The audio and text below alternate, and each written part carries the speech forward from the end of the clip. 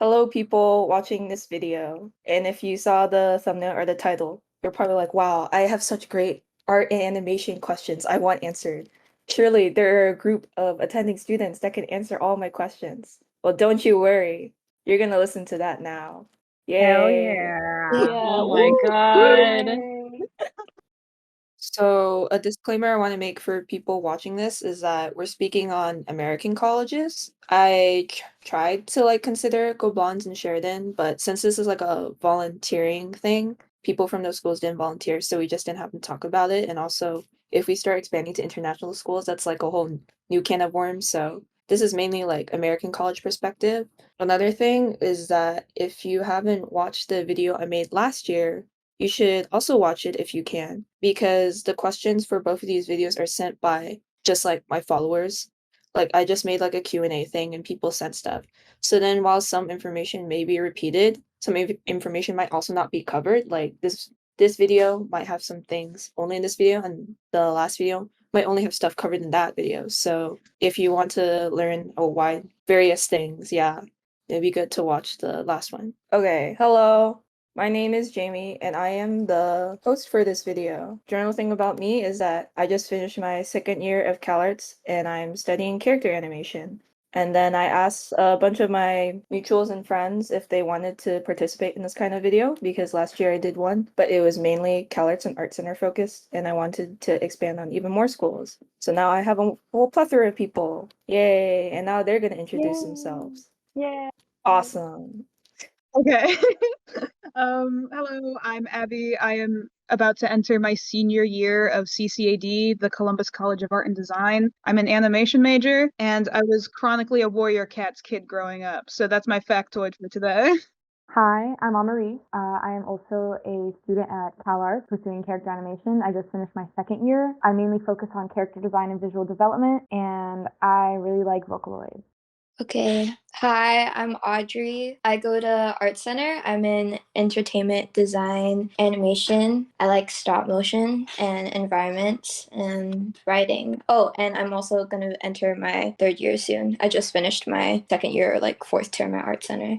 Ooh, okay. Hi guys, I'm Christina. I just finished my freshman year at USC, University of Southern California, and I'm studying animation and digital art, but I really like character design and visual development, and people do not want to know the kind of person I will become when the Five Nights at Freddy's movie comes out in October. You and me, Oh my god, boy. snap, snap, snap. So I go by Early Online, and I am an animation student at SVA. I just finished my junior year, so I'll be working on my thesis over the summer and throughout the year. A fact about me, my first goal was to be a fine artist, but then I switched to animation last minute, kind of. Hi, I'm Jaden. I'm also a first year at USC for animation and digital art. I'm kind of focused in like animation slash visual development. I'm currently melting in a pool of my own sweat. Native New Yorker. I go by PS Online. I am finishing up first year at San Jose State University, studying animation and illustration, and plan to go to specifically the actual animation part of the process. And the fun fact about me is that for all of my personal art, I still use Fire Alpaca. You know what, real? Ooh, so real, so real. Dang. Snap, snap, snap. Hi, I'm Vivi. I also go to USC. I just finished up my second year, also animation digital arts major. I'm pretty passionate about storyboarding and also want to pursue a screenwriting major since I found that out like that here. I don't know, I also want to see the Five Nights at Freddy's movie really bad. That is something all art kids are united on. Yippee. Okay, so my name is Andy. I go to Art Center. I kind of decided to go to Art Center due to like financial reasons, but it's been fine for me so far. Thankfully, at Nickelodeon right now. Woo! And Slay. yeah, it's been a school for sure. It's definitely a school, guys. I definitely went to school. I went to school. I definitely don't want to drop out. But I'm Antoine. I'm going to Cal Arts. A fun fact about me, I like climbing trees. So when I'm not in class, I like to go. It's really fun, very relaxing. I can vouch for Antoine. He's very good at climbing trees. oh my So god. crazy. Thank you. Hi, my name is Leo. I go to CalArts as well. And a fun fact about me is that I play euphonium. Yes, band kids Ooh. slay. Hi, I'm Pandi. I go to RISD, and a fun fact about me is that I am very fond of tigers. Yeah. So true. Ooh, super cool. Hi, I was here for the first video, but hello, I'm Rita. I also go to CalArts. I'm going into my third year. Fun fact is that if you like take the meme where it's like the dominoes that increase in size, the thing that led me to studying at CalArts is being a co-mod of a Homestuck Tumblr blog. Oh Oh Whoa. my God. god, you're valid, you're valid, Wow, you're So valid, Rita you're cool. valid, lore. you are me. Nice. Yeah. Yay. So that's everyone. Yay! Everyone's been introduced. Yay. Yeah. Woo! Okay, so the first section we're covering is choosing school questions. So it's just like, what school do I want to go to? What am I looking for? Do I even want to do animation, etc. So the first question I received was, what made you decide to pursue art rather than something else? So for me, the reason why I decided to do art was that I realized I was not good at anything else. And I was like, dang, It's so true. Damn. if I end up doing some other career, I was like, dang, I can't imagine myself doing anything else. Like, I literally can't. So I was like, okay, I'm gonna do something art related, something visual. And then I always knew I preferred something that was more narrative or story focused. Like, graphic design is not my passion. So I was like, okay, what is of like pretty well known like narrative side of the art industry, and that is animation. I only decided to do art as like a college thing in my last year of high school. So then I applied to a bunch of art schools and then COVID happened. So I decided to chill a bit because I was like, I'm not throwing myself to college in the middle of a pandemic. And then I did another round of college apps and then I got into CalArts. So this is where I am here. Yeah, so for me it was very similar. I kind of just grasped the fact that I wasn't good at anything else, nor would anything else I would want to do would be like viable. Before I went into high school, I had no idea. And then I rewatched Spirit, Stallion of the Cimarron by DreamWorks, and I was like, yeah, this is real. So that's kind of how I got into the concept of wanting to do animation and art as like a general career because of the horse movie. And no one will let me live it down when I share that in my classes here. But it's okay because now we're here.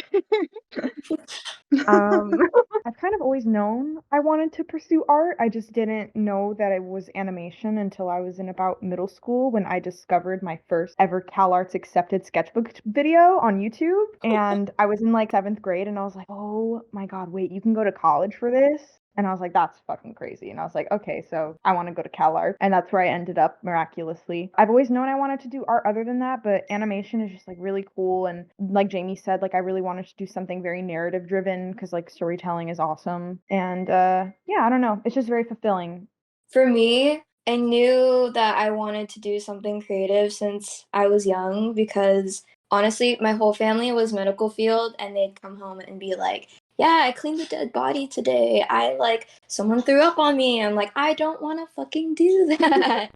But I thought I was gonna be in like music or some shit. And then I saw the behind the scenes Steven Universe commercial on Cartoon Network and all of like the crew members looked like ordinary people and not like made up people I'd never meet. And I was like, oh shit, like that's a job and ordinary people work that and I'm an ordinary person and I can do that. So yeah, that's how I ended up on it. And also just cuz like there was like so many things that like animation people were like doing, like they did multiple and like shout out Jeff Liu, the storyboard artist. Mans did the music and storyboard on Steven Universe and I was like, oh, that'd be cool to do. So that's how I realized. Well, I guess for me, I've always just been like scribbling away and drawing silly little doodles on like college ruled notebooks before I knew what a sketchbook was. And I remember one time I was sitting, I think, in the middle of class in like third grade, and I drew this really emo and edgy like wolf comic about this like wolf clan on my notebook, and I passed it around class and had everyone read it. Oh But my That God. is so yeah. good. So Awful. real. Christina secretly a furry? I'm literally about to say that, like, I think what sealed the deal for me to pursue animation was seeing all the, like, Warrior Cats maps on YouTube.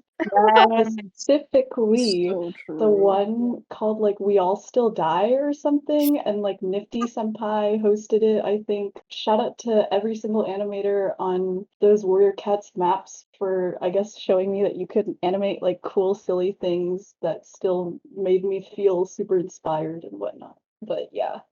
I guess the reason why I got into like art was my family, like we all had tried different like hobbies and activities together, but every time I had to like practice or do homework, I would end up just drawing. So I thought, hey, let's just make this into a thing. I decided to go with animation instead of fine arts just because of what I like to tell stories, and everything that I tried to do for fine arts ended up becoming a story. So I thought, oh wait, actually animation suits me more.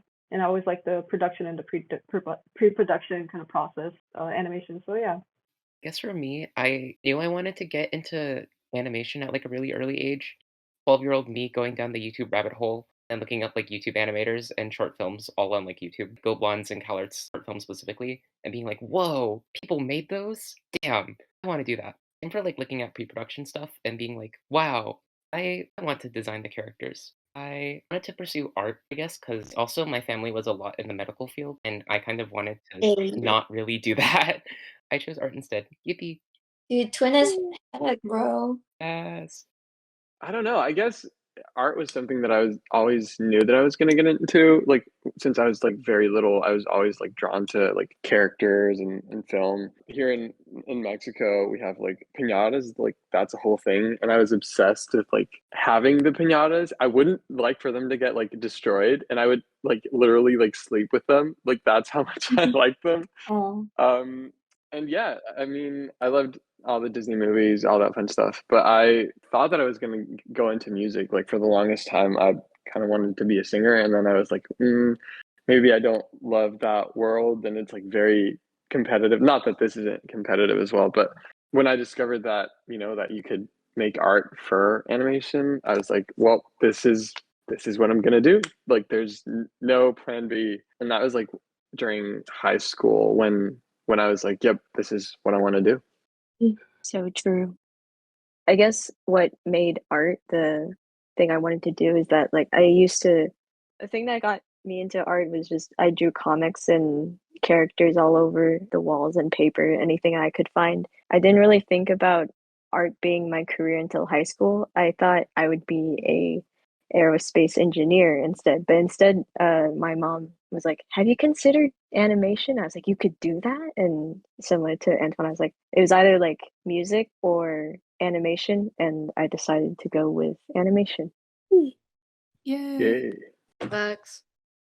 Okay, so I would say like I'm kind of similar and also not in the sense that like I did art as a kid, but like I never really considered it to be like, oh, I can do this as a career until I watched, the sketchbook videos. The sketchbook videos. And So I was like, true. oh my god, art college exists?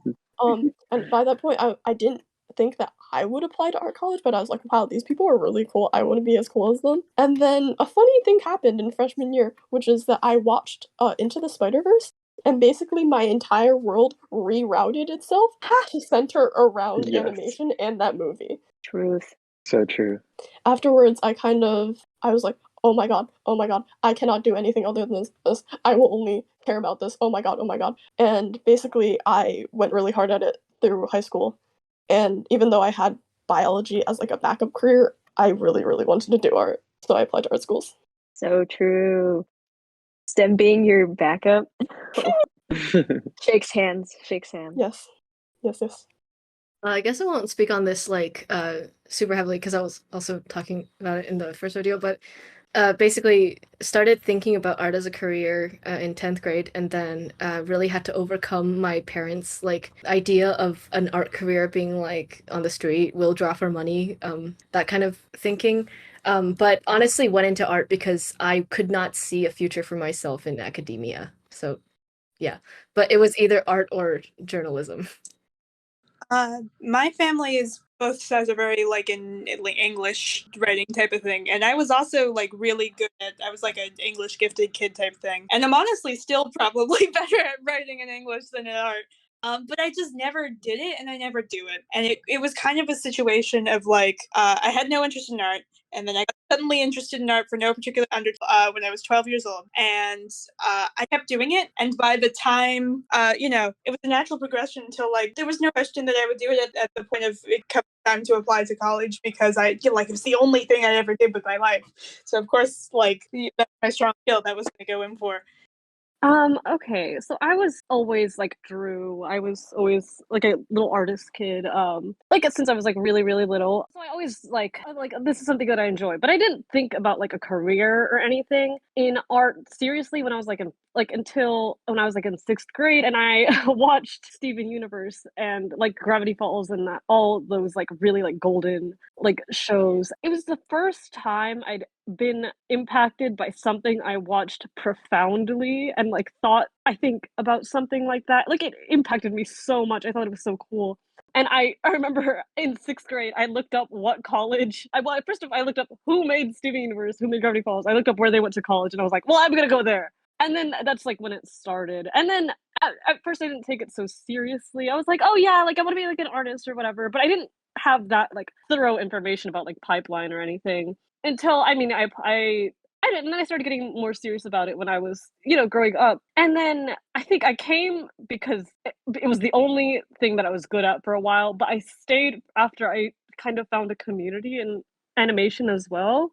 I mean, I met so many of like you guys, even if we're not like close or like friends or anything. So many mutuals that I know of that I'm like, this is such an amazing community that I have to stay.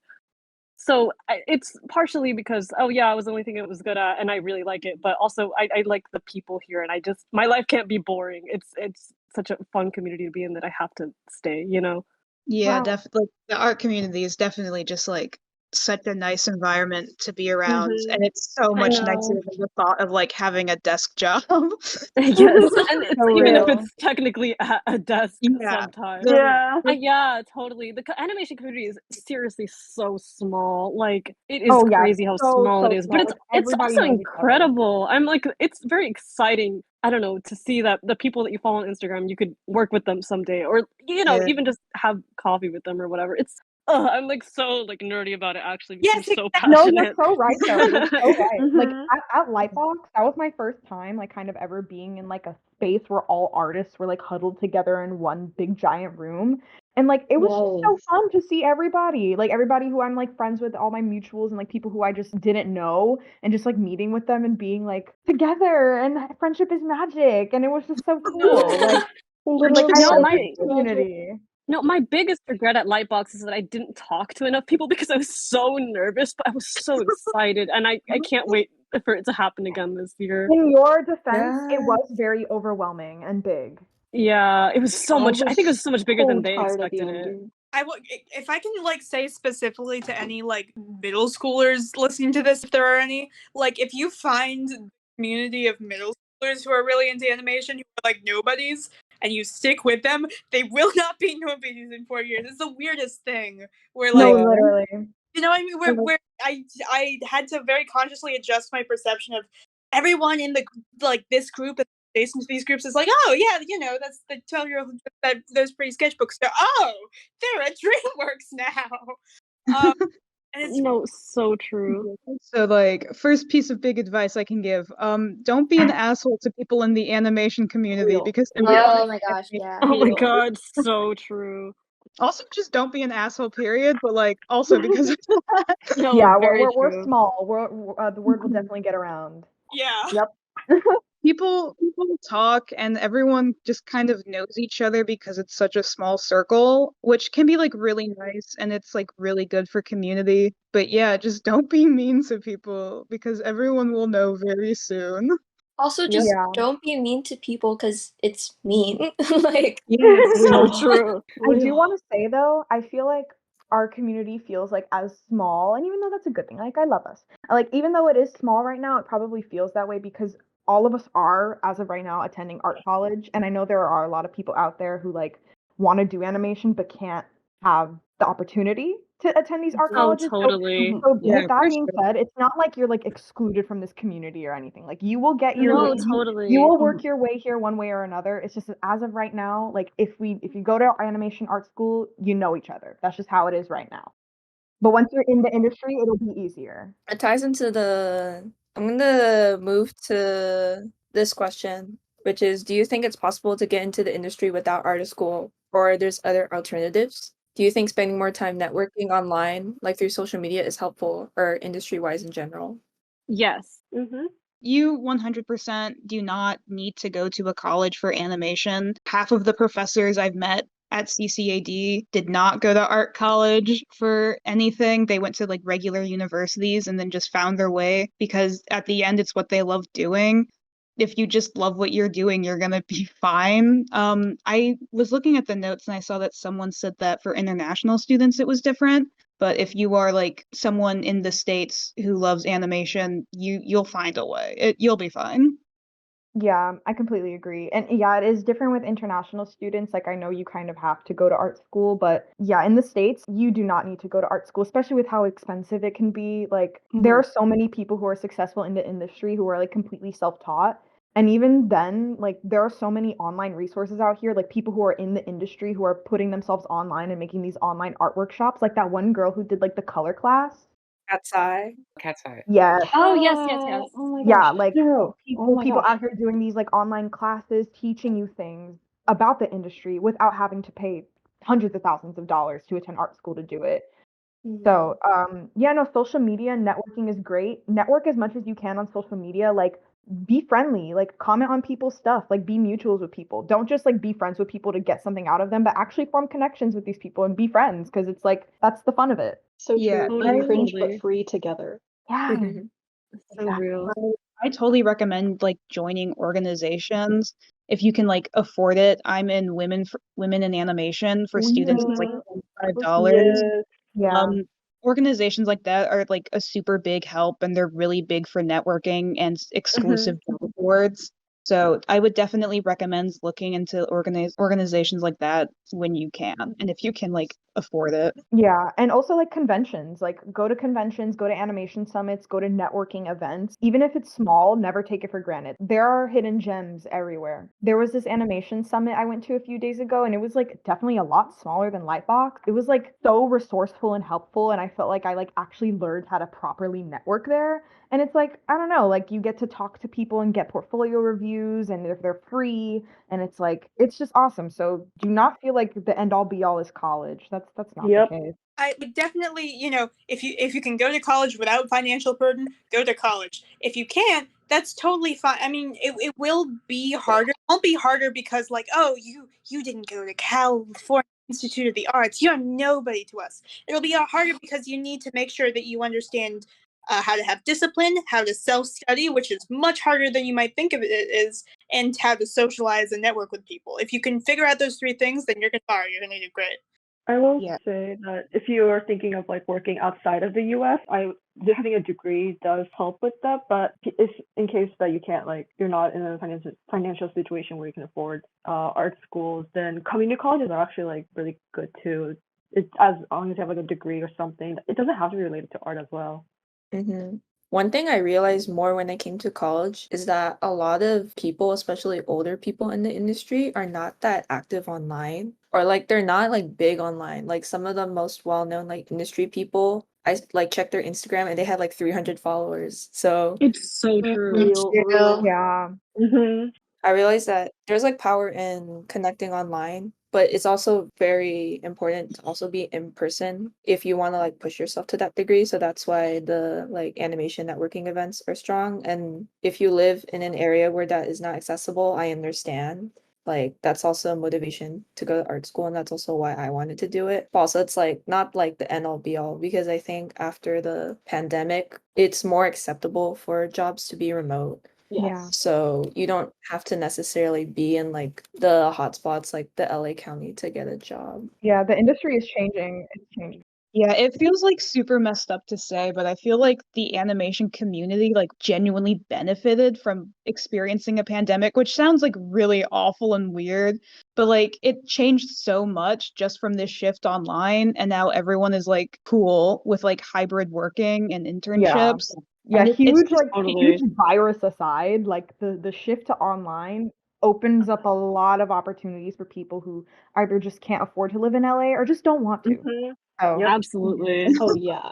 Oh yeah. So a more general question someone asked is when applying, what other schools did you guys consider and which made you choose the school of your choice over them? So it's kind of related to the introduction thing. Mhm. So the main things I considered for my school, aside from like general things like price and stuff, how like good the alumni are, or like a better way to say it was like the alumni from the school, do I enjoy their work and do I see myself making the same work as them? And then also location and community, because I realized that the reason why I wanted to go to strictly an art school and not like a school that happens to have like an art degree is because I wanted to have like the purely just like art centric experience. And I also didn't want to be at like a UC or like a big public school.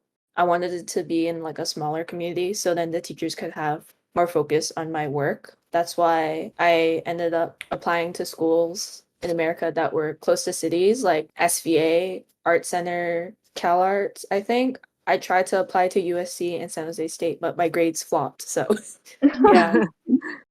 Real.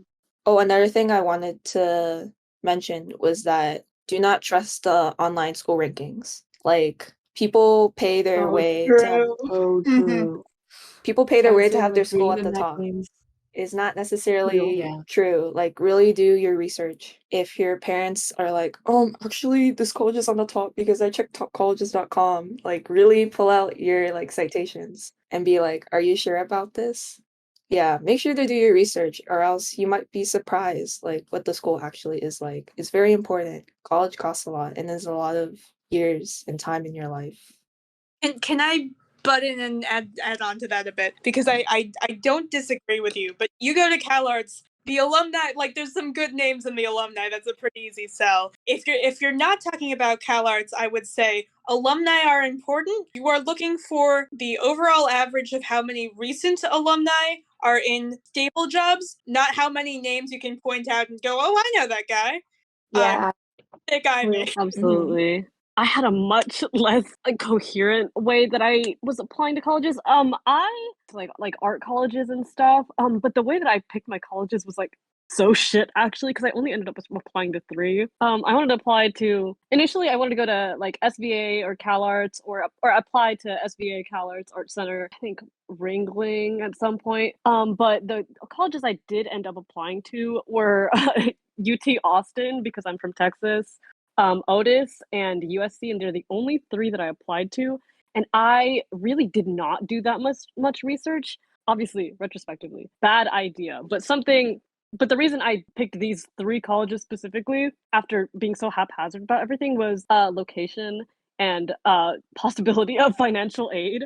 Real. Also, like I guess like quality of like education. UT was like in state, and I thought I would get some financial aid. I did not, but I did get aid from Otis and USC since USC has the if your family makes under 80K a year, about you get tuition covered and I got a scholarship from Otis. So it ended up being cheaper to go to college out of state in California than it was to stay in Texas because I did not get any financial aid from UT Austin. Also, looking back, if I was going to say what I am happy about my current college now is whether or not it's like a big or a small school, like where the location is, and also like Jamie said, like notable alumni, and like Abby said, people who are currently working who have recently graduated. So don't be like me and do research because I got really lucky that my situation turned out really good because I had not been to California before I went to USC. I didn't even tour the college. I didn't look up pictures of the USC campus, which is so Damn. stupid. I did. Yeah. I got so lucky because I love it Okay, here. we No, ball. Yeah, so please do not do research what I on did. multiple colleges. Oh my gosh, Vivi. No, With please look me, up your colleges, please. With me, I used to do so much research on CalArts because I don't like I had a really like weird fixation on wanting to go there so badly. I obviously did apply to many other like I applied location was a big thing for me. I really wanted to live I still do want to live in California. So Yeah, I applied same. to Art Center as well, the CCA. I also applied to it's like this art school in Detroit, but I didn't go because it's in CCS? Detroit. Yeah, CCS. Okay, yeah, Um, because that was one of the ones I applied to because I'm from the area.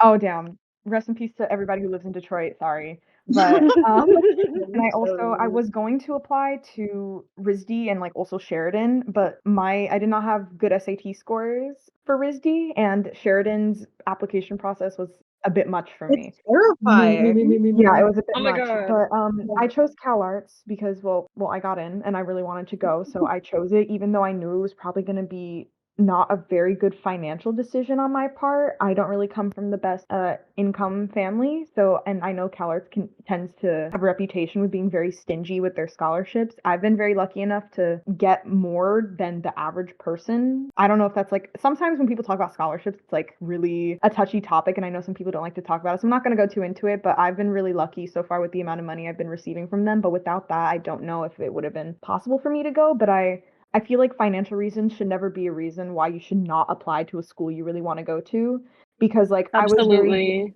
I was very delusional and I was like it's going to work out, but I wasn't delusional because it did work out, but that's not always how it is. I did get very lucky, but I don't know. I like the reputation it has. It's definitely what garnered my attention from it, and I did end up touring the school back in 2019 before the Great Flood happened. So Yes. Oh my so Oh god. no, I I forgot did about the see flood. Oh, how could you possibly forget about the flood that has ruined our lives? I'm Is sorry, that the I'm site of sorry. 87? No, but so I saw like what it looked like before all of that. So I was very attracted to the school. The school kind of like is so ugly right now. Like Oh guys, No. I'm gonna expose CalArts right now. Not beating CalArts the is allegations. so ugly right now. Like it is so Oh, dirty and like old and oh. asbestos infested and like old and grimy. Like Hooray, I love the hooray. faculty, I love the faculty, I love the staff, I love the students, but the money definitely does not go towards the freaking facilities. Oh Oh my God. no. I remember Mm, it looking so much better in 2019 when I toured it, and it just looks like a freaking disaster now. But I think we that's need to talk about the epidemic of art schools being a little ugly to look at because I've seen this too often. it happens too much. Let's talk about this. I'm about to raise Wait, my wait, wait. hand now. I'm about to raise my hand now to say that USC SCA is the most gorgeous, Steven Oh, building shut on Spielberg up, girl, campus. look Christina. at Most We know gorgeous Rose, USC is they building ain't on gonna gorgeous. campus. lie. Our So center's if you not want too to bad if you want to looking. go to school in a really sexy area, Literally, please. shut I up, Christina. Oh my god, wait, sorry. I meant to say something when I was when Amarise was talking, I forgot to mention. Also, I am in the same boat. I'm very, very lucky that USC has not been as much of a financial burden as it could have been because it's very, very expensive. I got my tuition covered. That is the only reason I'm able to go. So Yeah. I'm very lucky in that regard. But also, I forgot to mention, again, I want to live in California, but I also had very good grades. And I did not want that to go to waste because if I got into a school that did not look at them, to me, it would have been like, oh shit, so I did this for no reason. So I took 11 APs for no reason. Oh, Awesome. oh my Oh So God. shit. another thing, if Audrey. you have very, very good grades, but you're kind of worried about portfolio and also you cannot afford it otherwise, but you fall under the umbrella of under 80K, apply to USC because it will be I significantly second easier. Vivi. Exactly. Oh, like another thing I think that isn't as obvious and obviously like difficult to do unless you talk to recent alumni, like you really, really do like your research is honestly like it kind of comes hand in hand with location. But you got to think Mm-hmm. about culture, man. You really do. You have to think about kind of like the culture mindset of like the community you're about to enter because each Oh, school is like a absolutely. little different. As someone who like knows people from like other schools and I've heard things from other schools, like Art Center is very, very different from like Cal Arts or very, very different from like SJSU. Like it's difficult even if everything is like good for you, like the location, financial aid, the curriculum, all that. Like culture is like affects so much of your everyday well-being and the type of people you'll interact with every day that if that's already like shit for you or like not a match for you, it's gonna affect everything else and affect like how Totally. well like you perform, or like even like how happy you are, and you gotta, you gotta watch out for your mental health and everything. Like me personally, I'm from Bay Area. I'm also like Ooh. Filipino, so everybody from freaking Bay Area is like Filipino, and that's what I'm used to seeing and everything. So I didn't really apply to any other schools outside of California and SVA and like Pratt. Like those were like, and so like just LA, Bay Area, and parts of like New York. A lot of it, like the main thing, it's not just industry location, but it really was like culture like driven. Like even just coming to Art Center, which Pasadena is a little white, It's just like it already took a bit of a culture shock, and I know a bunch of other students and experiences where like the culture definitely affected like how well they're performing and their relationship to like the teachers as well. Not every college is perfect. You're gonna see great things. Look up the shitty stuff about the college. Every single college Totally, has it. totally. You want to find like those confession Instagram pages of like experiences between So students and true. Yeah, know what teachers. you're getting Like yourself into. yeah, you really do, because you end up learning a lot, and you definitely want to include that in your decision. It perfectly ties into the next question, which was what's the difference in curriculum slash cultures between like art school, public schools, and like between programs? And then what are the pros and cons of art school? So it's basically what we're on, yeah. Don't Oh, apply to yeah. art school if you're homophobic. You will not like it here. Okay, Oh, okay. no, You no, will, no, first of no. all, like Good click lord. off the video, first of all. Click off the video if you're But yeah, homophobic. you Maybe will not, if maybe you don't make art, period, I if you're you homophobic. are not if Sorry. you yeah, want to like study we if you don't want to want study to. animation, you cannot. You can't. I'm sorry. yeah. I Blacklist. have Yeah, a wonder sorry, you're gonna hate it about here. Yeah. CAD. I'd love to look up one-star reviews of my college just because I love doing that for everything I'm ever a part of. And one review I found, it was like when I had first started, there were some valid critiques in there, and I was like, I understand where this is going. But then at the very end, this guy sprinkles in this sentence, and I still quote it like 3 years later. Don't go to this school if you're not gay. If you do, prepare to get bullied. Bro. So Real. Snap, This is snap, what snap, society snap, will be snap. like in 2024. It haunts me. I'm like, yeah, I will bully you if you're not gay. It literally That's is like the things so where true. it's like at 9 a.m. we go to liberal class. And then at 2 p.m. we go to Girl gender college. class. Yeah, we literally have tons of Literally, Non-binary lunch. my roommate Transgender Oh, PE. that is So true. But yeah, no, art school is like and is very different. I just have to say, like the culture is very different. Like with Cal Arts, like I don't know about other art schools, but Cal Arts is like kind of all arts. It's interdisciplinary. So like everybody there, even if they're in a different program, everybody is still an artist of some kind. But like if you're going to another school where you have people, you're walking in the same hall with people who are like studying to be like a chemistry major and stuff, like it is a bit different. Not to be like, oh, artists are just different from other people, but it is a bit different. Like No, let's be it Totally. real. really is. Oh yeah, no, totally. Yeah, just Yeah. different mindsets, and like that's okay. So if you want like kind of more of like a not a hive mind so much in like a negative connotation, but just like a space with The like-minded hive. people, same then like person. go to go to an art school. Like it's fun. You'll be around a bunch of quirky people who think like you, and it's really cool.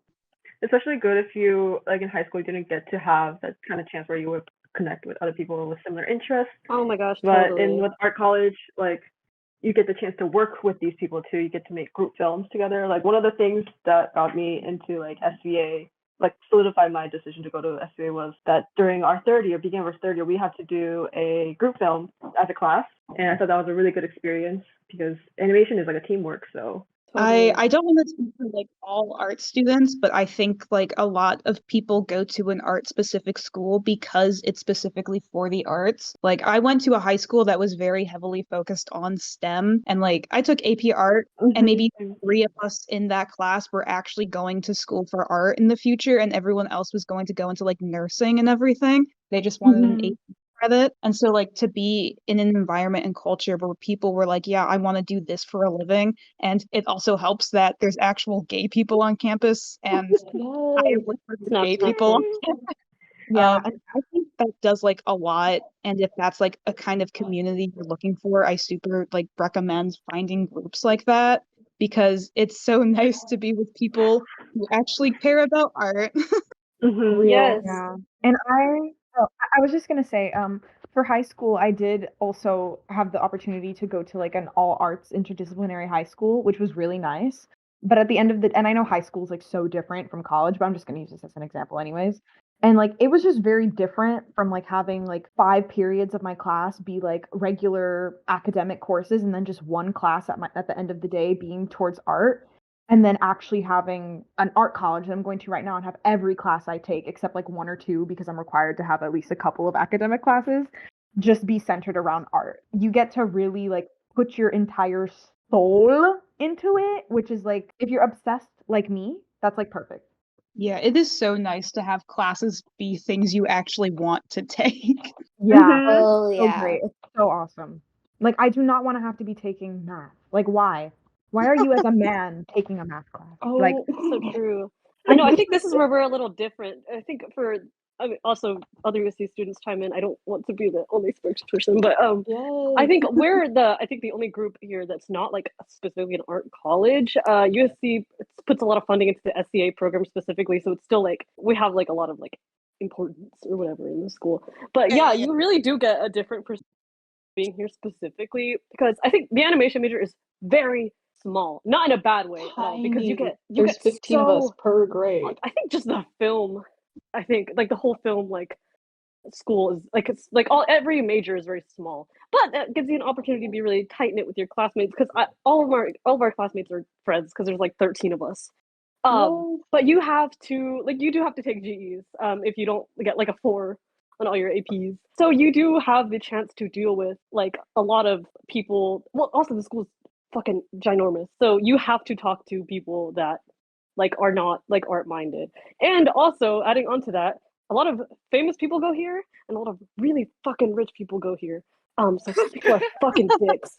I'm not Oh even my gonna lie God. to you. Like When I people hear who just casually drop their income in conversations, I'm like, oh, we're from Bro, different why? tax brackets. oh my God. no, Okay, literally, I'm so like glad that they don't exist like in the animation part of CalArts, but there are so many Nepo babies at CalArts that it's not even Oh, funny. no, it's crazy. Oh. Matthew oh, Lilliard was at a fucking play that was here. He sat behind my yes. friend. Anyways, no, so Oh, it's definitely different because you will have to deal with people who are stuck up, or I mean, don't That's acknowledge their privilege that they okay. have because 1/3 of people here are here on financial aid. The other half are like I guess like more like middle class, and the other half are like fucking rich, like so rich, Yeah. and they Yeah. don't know. That's So that's definitely like a that's kind different of just like experience. a thing you have to get accustomed to in the art industry. There's like a lot of people who work their asses off and like work with what very little they have, and then there's people who just you can just tell. You Business can Yeah, tell majors like who never go to literally class, pay their way in, mommy, daddy money, for literally. sure. to second Vivi, yeah, it's like you will have to take G's at USC because it is like a research university, which is a major reason why my parents wanted me to go because it was like, whoa, you can talk to people who don't have blue hair and pronouns. That's crazy. Um, No, I no, wasn't but able to they finish my Actually, film because of a legally, GE that I took.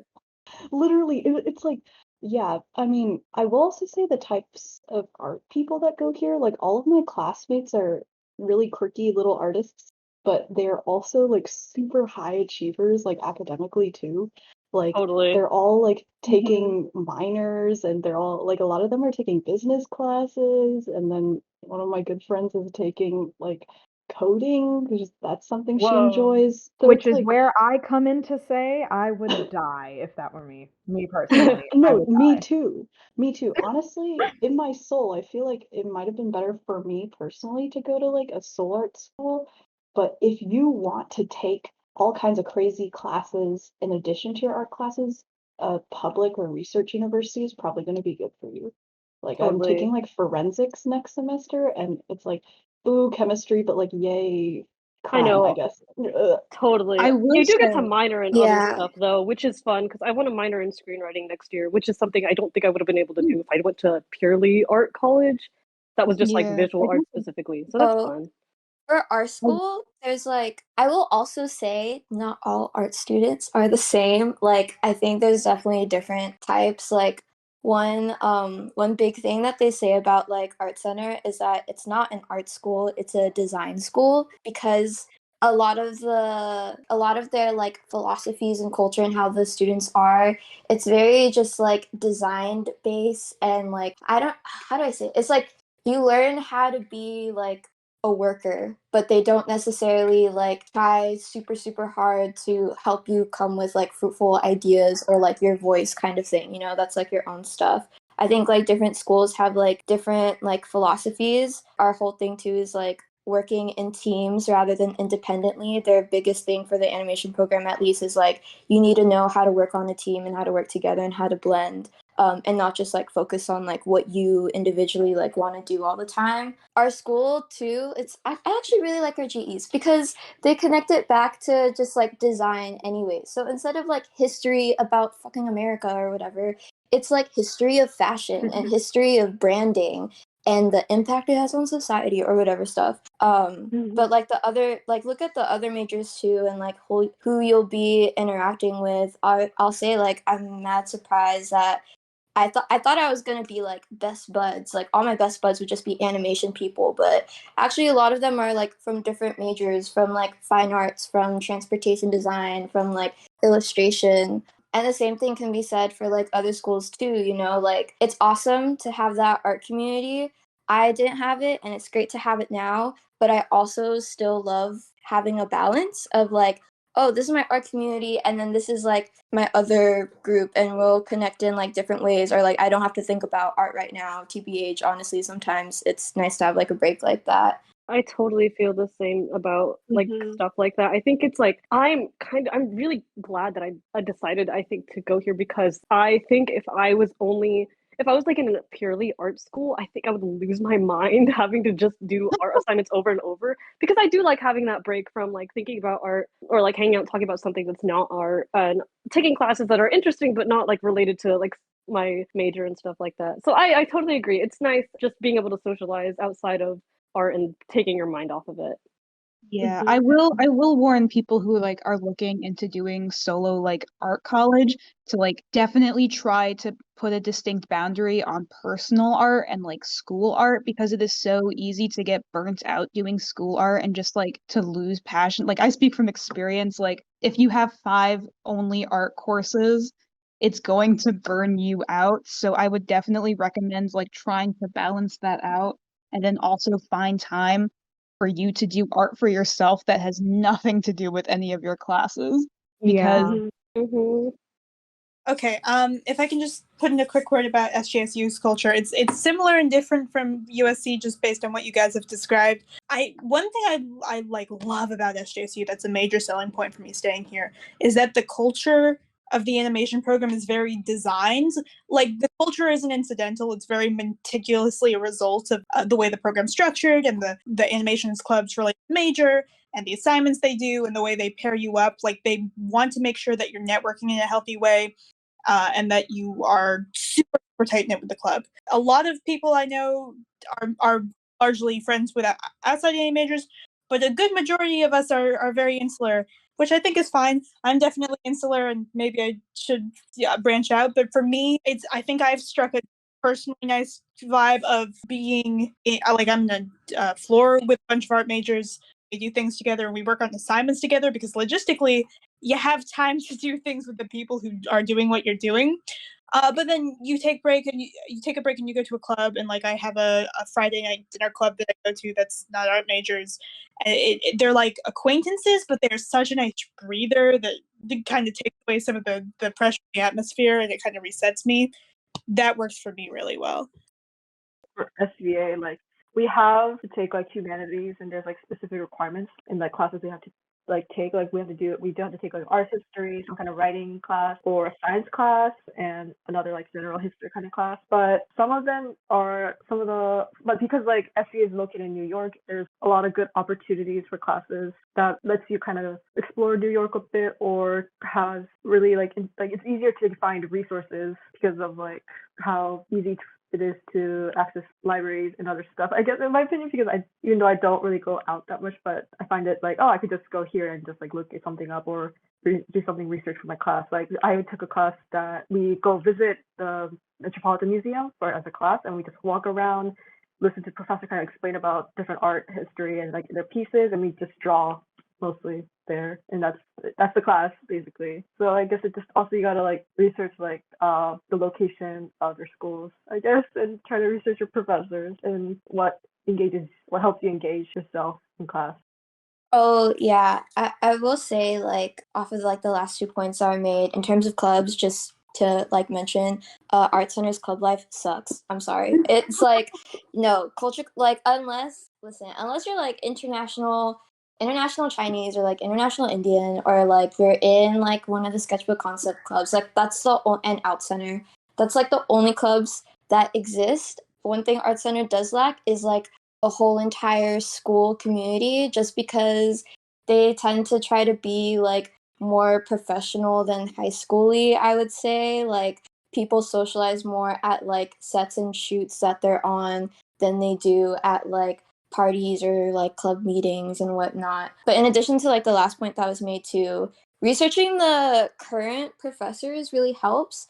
You want to look at like the people who have been there for a while or be there for a long time, because the entertainment design animation heads are like very CG focused, and also for some reason all the heads are like have some connection to the Shrek movies. So there's just a Nice. lot of Shrek.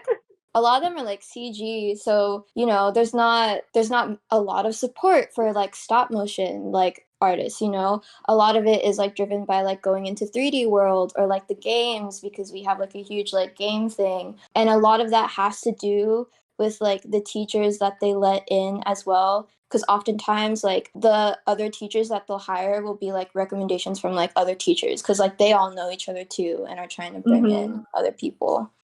Oh, I was gonna add on the teacher thing where it's like, sure, your teachers have experience in given fields. I think something that should be specified about USC is the program. I think a lot of animation programs tend to be very focused on like 2D or 3D specifically. USC's is very open-ended. Whatever your specialization is not really connected to like, you're going to have 2D and 3D classes. If you're a 3D artist or if you're like wanting to go into a field that's not character animation, you don't have to pursue that. There are a lot of opportunities to like not that regard. Does that make sense? Mm-hmm. Oh, I will say USC's program, if you want to go here for 3D, it's kind of gonna suck the first 2 years. Like suck really bad because if you don't know how to draw, you have to take design and storyboarding and a lot of like specific like character development, visual development, like classes like that. So if you are a person who does 3D and you want to focus on 3D only, you are not going to like it for the first 2 years. And I really don't think I would recommend USC for someone focusing on 3D only. I think there's other majors that are more 3D focused that are not under US or SCA, but that's my 2 cents, just because there's only like one 3D person in all of our like every cohort has like one or two 3D people and like maybe like an experimental animator. But they always have a harder time adjusting to this school because it's very 2D focused. Even though later in like I think you're as in junior and senior year you get to pick more classes that are like more available for like 3D students and whatnot. Yeah, you should Mm-hmm. start like pursuing the games classes if you're going to come with a 3D background because they tend to have a lot more 3D stuff. Oh, totally. Yeah. Mm-hmm. I think CalArts is in a similar way, and that CalArts curriculum tries to make you do all of the pipeline. Like you're very much required, or it's like a highly preferred thing to make a film every year. So you're forced to do the entire pipeline. Even though CG classes are required in our first 2 years, it's like something you also have to like reach out towards. I think if you want to get a stronger CG program, I know SV has like computer art, like that's a separate major, and Mm-hmm. then Ringling, a school in Florida, just like pretty much only focuses on CG, I've heard, in the later years. Oh yeah, I wanted to move to the next question, which we roughly talked about. And also if you don't want to talk about it, I understand, which is like, does your school offer good scholarships? And if not, how are you paying for art school? What are the best ways to get scholarships to afford art schools? I just went on one of those sites and applied to as many as I could. those like scholarship sites where they're like, oh, if you write an essay, you might get $3,000. And I was like, why not? But I think there's other ways as well. I know like people who attended CISA or some certain programs, you get like a scholarship that adds to your money and things like that. Yeah. Can I jump in with a question for Andy actually that I feel like some people might be curious about? Because you mentioned you went to Art Center for financial reasons, and I have a professor who will start like every lecture with like a 10-minute explanation of how when he went to Art Center it was so expensive, so this had to be very important. I'm curious how that culture is now. It's still very expensive, especially like when you should take into account everything that's been kind of going on at Art Center. But for me, it was mainly for financial reasons for me because I think Art Center is supposed to be like in between codes, like non-profit, like in between a lot of Gotcha. codes. But they do offer. I feel like they do offer like bigger scholarships or like financial aid compared to other schools. So it was that for me on top of like a CISA scholarship I had. So that was Nice. my financial reason. So it worked for me the best. But it's still very expensive. And if you like don't like meet like certain like I guess if you don't get too much from FAFSA, it's not a very good option. Especially for like the state of like the current like departments and stuff. That makes sense. I didn't mean as like a, well, you know, it's so expensive. What do you mean for financial reasons? I was just curious because we hear about, over at SJSU, we hear about Art Center tuition 10 times a week. Wow. Because No, yeah, all of our professors went there and we're mad about it. No, it's still very expensive. I have heard from another friend. I think like they go to No Man, and I think they also have like some art center professors. And I have heard all the art center instructors are like very annoying, and they're also annoying on art center. So we get it. For SVA, the school itself does give like scholarships to students, but they also like, so for the animation majors, they send out like a weekly newsletter, and sometimes they like announce like, oh, the BAFTA scholarships are open, or other like they show other scholarship opportunities for art students, specifically animation. Sometimes there's like, so, and also like for thesis, they also like provide thesis grants, so people can either like hire artists, other animators to help them with their thesis, since it's like such a big project. Make sure to do your research on what the school offers as well, and like there are other outside of school scholarship opportunities, definitely. CalArts does have like grant things like you can apply for, especially for events and stuff. Like I know they had a grant to cover some technology. This video is literally being recorded on a MacBook Pro I have so-called borrowed from the school. But Yes. How legal is this borrowing? it's very legal. I signed a document. I know for merit scholarships, it's considered like the top 30% of portfolios get it. I don't know how they measure it.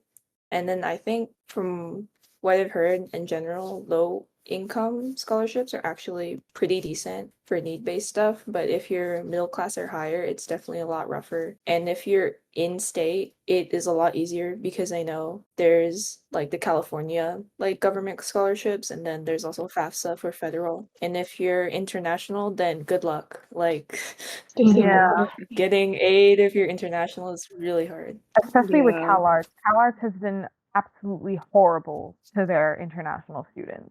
I will say that in terms of giving scholarships. Like, I feel like everybody should get outside scholarships, even if you're getting like a decent scholarship from your school. But like, a lot of schools are known for being very not giving with their scholarships. Like, very, very, very stingy, very cheap. And sometimes it's just luck. Like, it's just not something you could really bank on. But there are like so many outside scholarships and grants out there that are just like, and I'm not talking about like those little, like the ones that Jamie was talking about where it's like, apply to this and you can win an essay. Like, all you have to do is click it and then you'll win the scholarship. No essay required. Like, not those. All those are like valid. But like, there are also like like much smaller scholarships that aren't as publicized that are out there that you can earn money from. And like, just, I don't know, sometimes it gets to the point where you gotta like scrape for money, which is really like shitty. but that's just how it is sometimes, especially with like more expensive schools like CalArts. Tuition is a big part of why a lot of people don't end up coming, and it's a big part of why a lot of people end up taking leaves of absences like halfway through their time here. And it's like really sad. So sometimes it's just something that like can't be helped, but with like effort, I feel like you can make it happen. Yeah, for like when I was going to attend SVA, literally I just like emailed the heads and was like, "Hey, can I get more money, please?" Oh, well, Yeah. obviously I didn't write the email like that, but I was literally like, "Hey, is it possible for me to receive more aid given the circumstances?" Yeah, I did that last year. I literally did that last summer. I had to email Maya and a couple of other people from like the like financing place, and I was like, "Yeah, I really do need a little bit more money than what you're offering." And they ended up giving it to me, which was really great. I also had And to go through that process. yeah, so don't be afraid to ask because there's money Hmm out there, and if you ask, they'll be like, "Okay, sure," and you're like, "Oh, thank you." Yeah, just like also like in asking, dude, I've had my friends are like exaggerating like the shit out of it, like, man, I really can't, like crying, even though like they don't.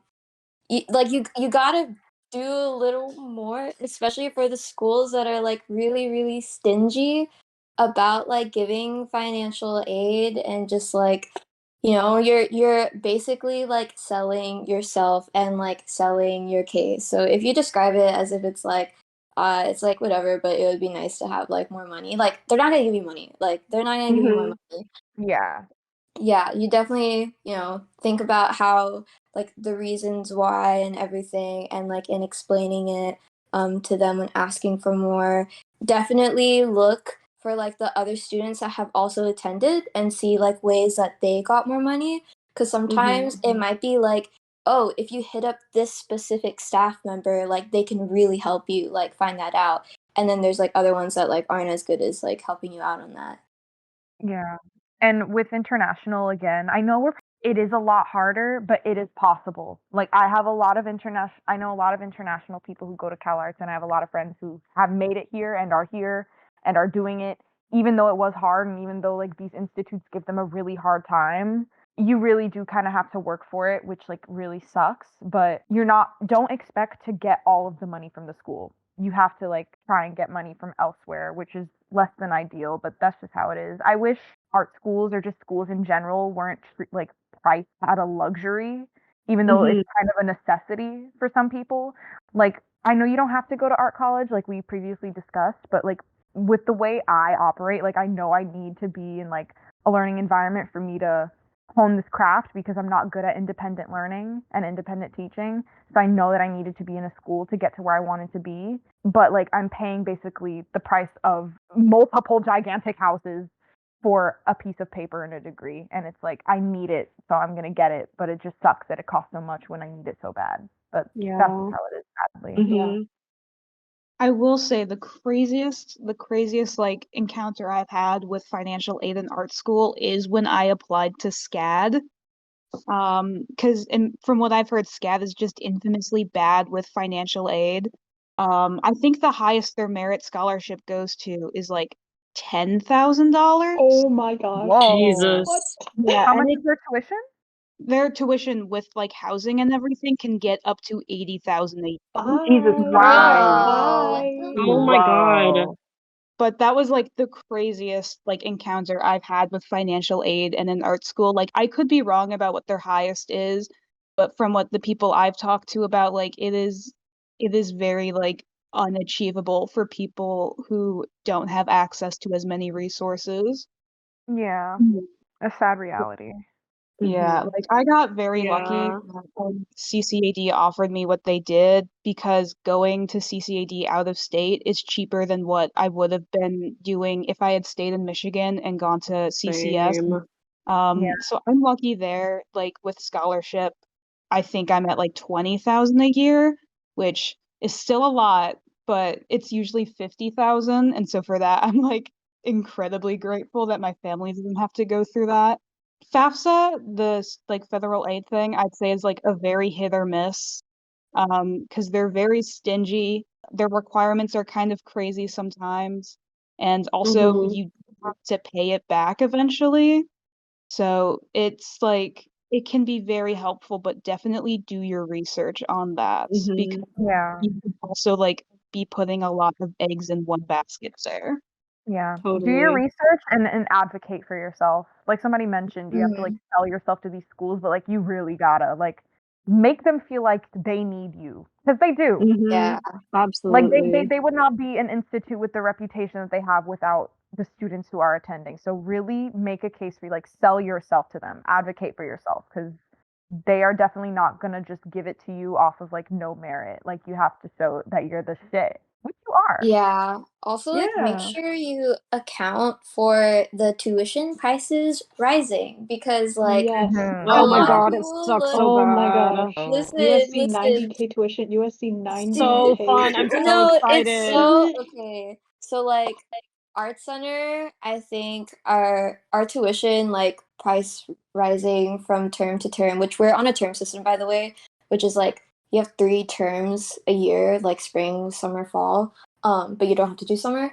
I think it rises like 350 like every term, and the current Whoa. tuition is over 20, I want to say like 25, 24,000 with like no, just like without any like financial aid or anything.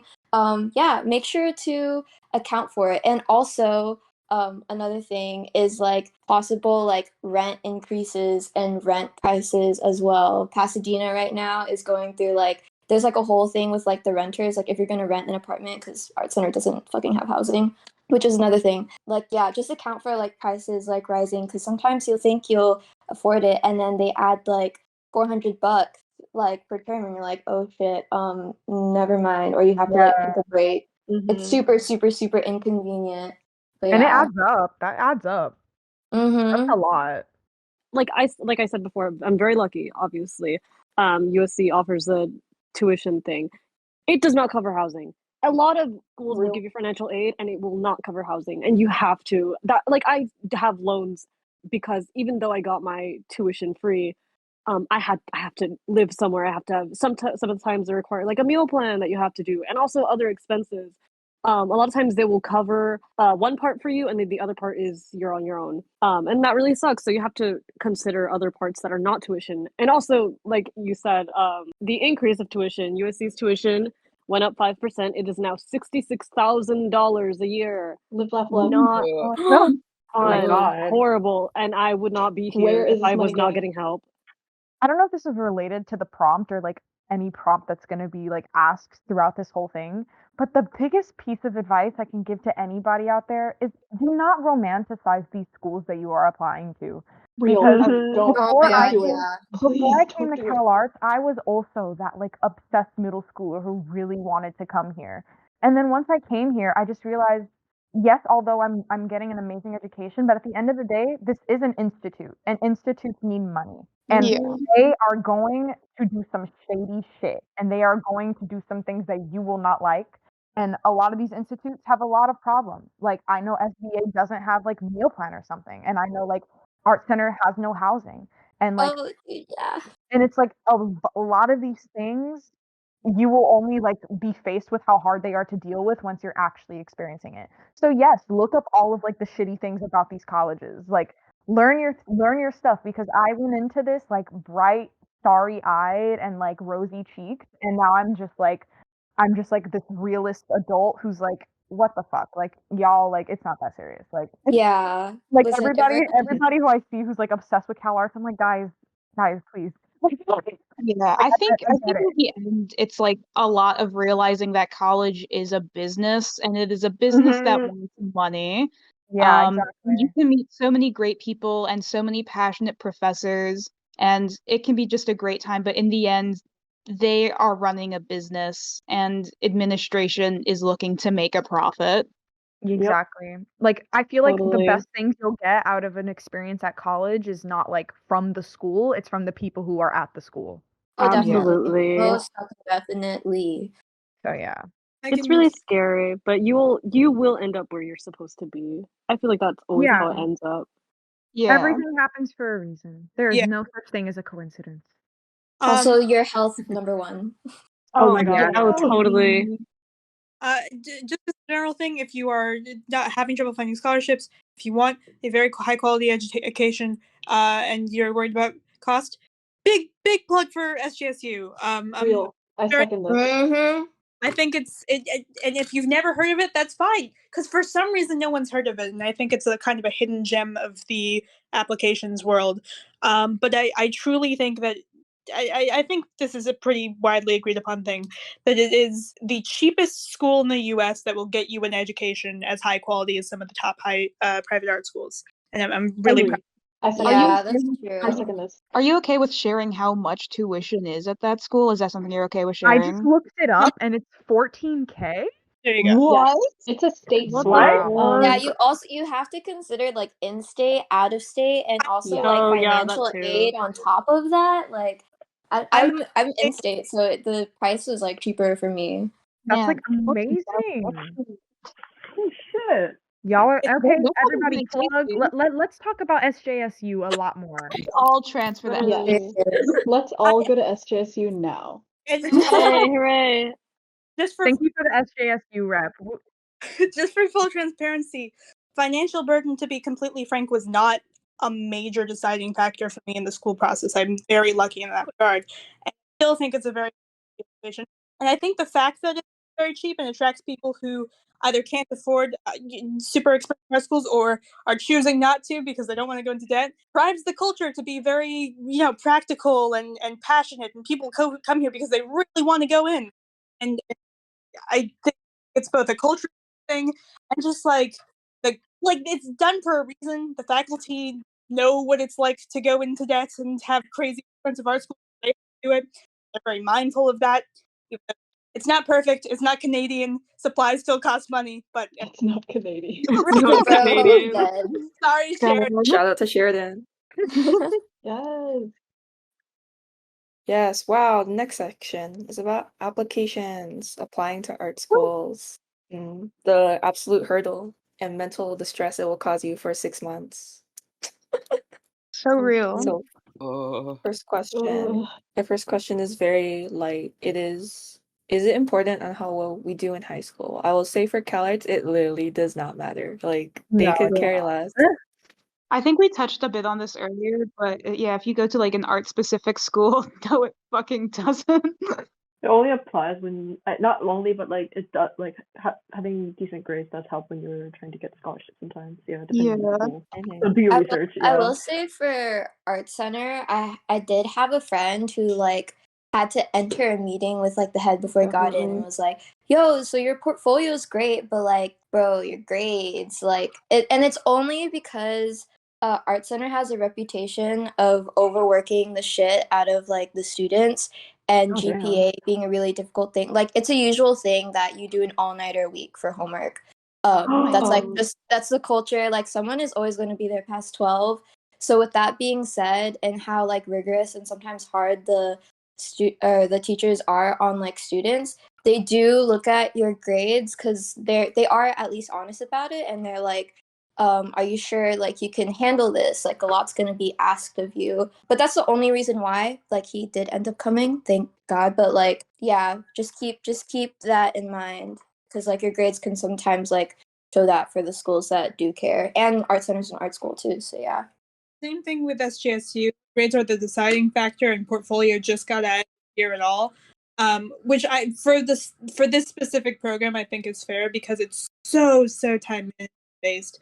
And I say that as someone who had a high GPA and could not handle the workload for a semester and had to really learn coming into it.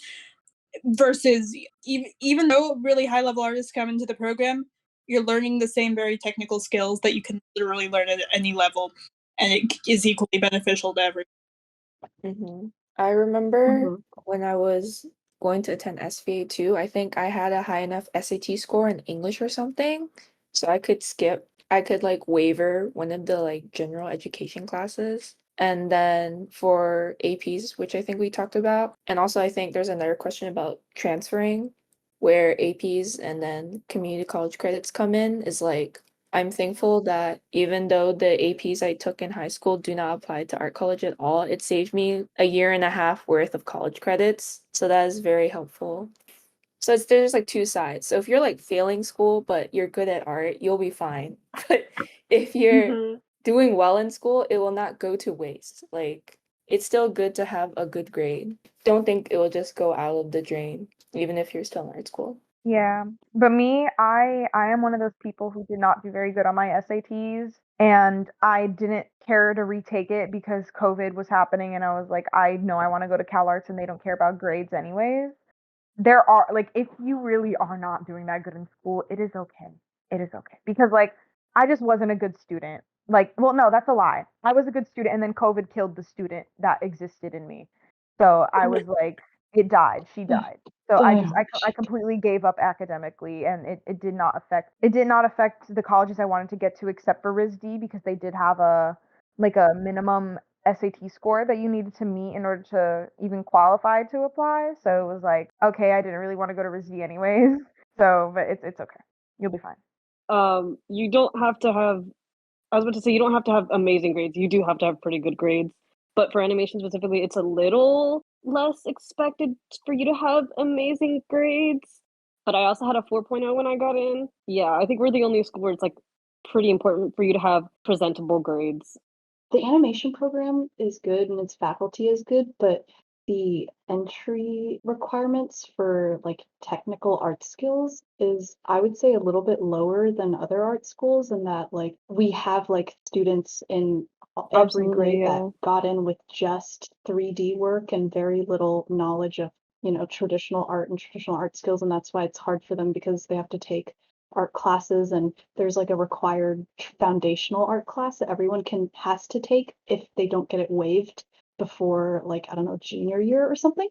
Yeah, you have to like have submit a portfolio and you can get rejected. Like you are like if they decide that your skills are not up to par, you will have to take the foundational class. I was able to get it waived, but not everyone gets to.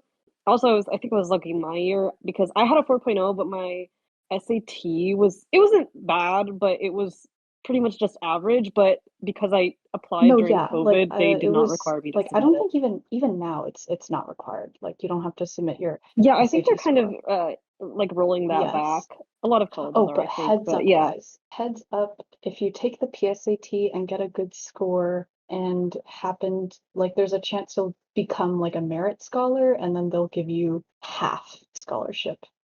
If you get really good grades, firstly, just because you have to get into USC, it can also just benefit you for applying to scholarships, like for continuing students. Like sometimes there are scholarships that are not what's it for like entering students, but for continuing students you can apply to, and you have to keep your grades up for those or have like something exemplary that can really benefit you just like financially, or like you can get stuff out of the way.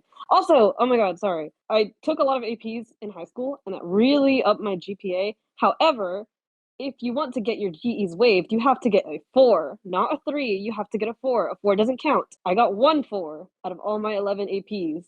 So be careful where you're spending your money and try to get 4s if you want to get those GEs waived if you want to come to USC. Sorry. No, yeah, I was just gonna keep saying, like, back on the fact that I mentioned earlier that a lot of my classmates will have like other interests and whatnot, that really Mm-hmm. helped them get in, where they presented themselves in a more like well-rounded fashion to the, I guess, the review board or admissions people or whatever. But it's also like your essays. Your essays, they want Oh to my god, the see essay. they Yes. want to see you have to say, you bust I'm your so ass on this certain that my essay. They essay will be like, got me in. I'm so literally. certain. Yeah, that's me Like, too. I think my essays were like the thing that got me in because I feel like I personally am a overall like K student or like average. I think having the Mm-hmm. essays and the portfolio was able to make my application stand out. Yeah, I think especially because it's Mm-hmm. animation specifically, they're gonna look at your grades and they can like I don't think they can be bad.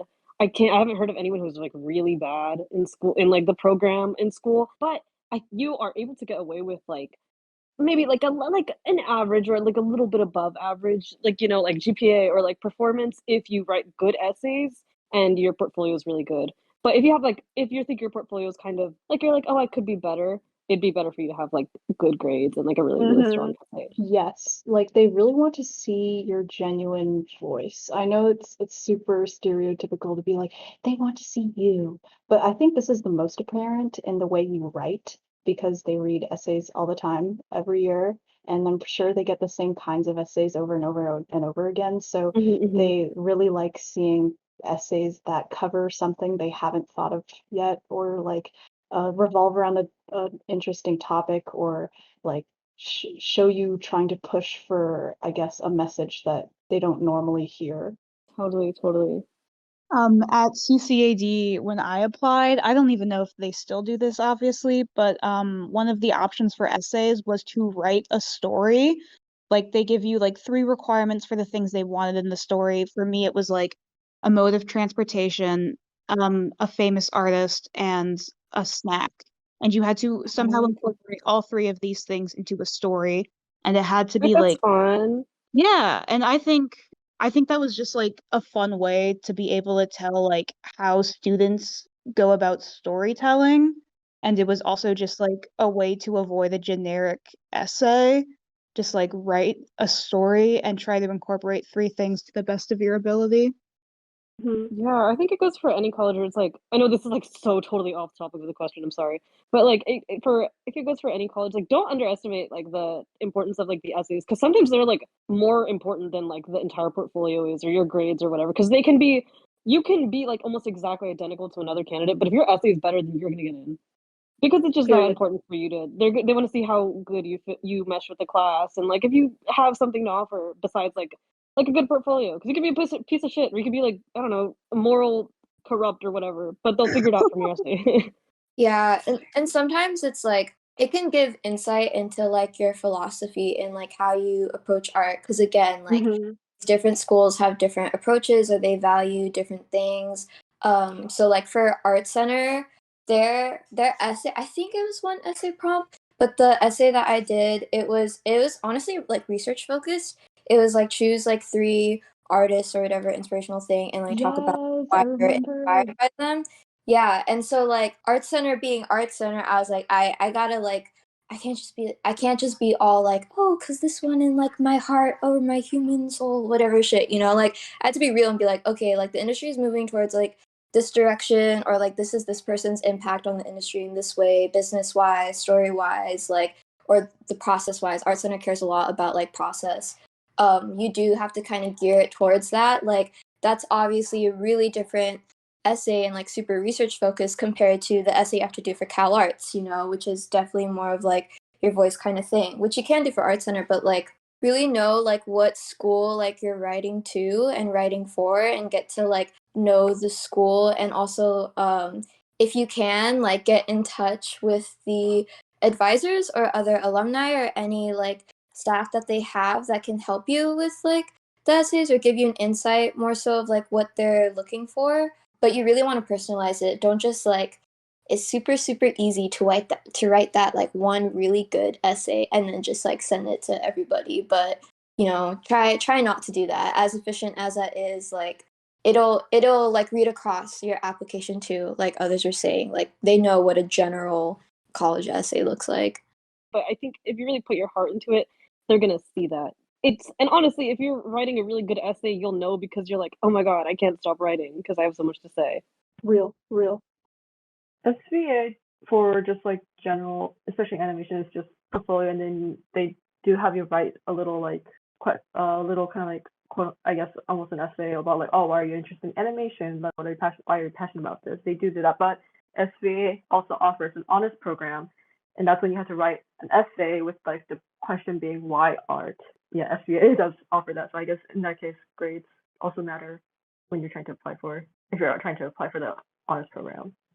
Your grades do matter for RISD because it's associated with Brown. And then if you don't know Brown, that's an Ivy League school. So obviously, grades and prestige matter.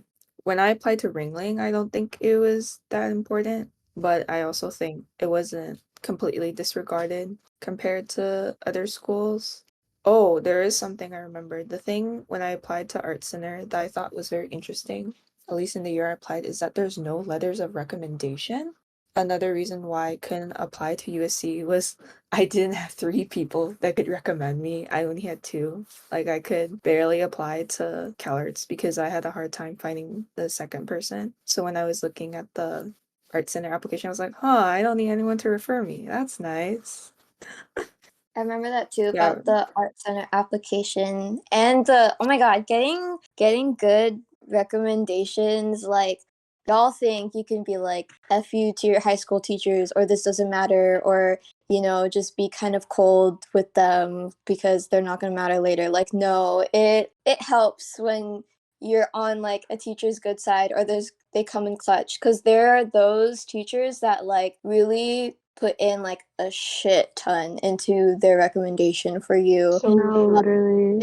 And a lot of it will impact like your guys' relationship because like if you're cold to them and whatever and if like they don't like get to know you or even if like you find yourself not necessarily cold but not really like close with any of the teachers, like a lot of them they're probably down for you to just like talk to them about like your goals and like your college goals and career and like motivation and whatnot because it helps give them insight into like what they can like write about like when it comes to you and let them know like hey like this school is like very like in like the artsy fartsy philosophy, this school is very like professional business philosophy and they'll like write towards that. Yeah. If you do not know who's gonna be your letter of rec right now and you're gonna apply soon, you better start thinking about it. Yeah, figure it out. Saying from experience, it sucks to ask people really last minute and be like, "Hey, can you write me a letter?" Like, and also don't force it too, like what Mhm. Audrey mentioned, where it's like it's good to just be nice and form natural relationships anyway. So hopefully you will have two people that can recommend you. This is speaking as like a college, like going out of college recommendation letter for like internships. But I had a professor who once said that her philosophy was that if the student didn't ask for the letter at least a month before the due date, she just wouldn't write it because it's like not enough time.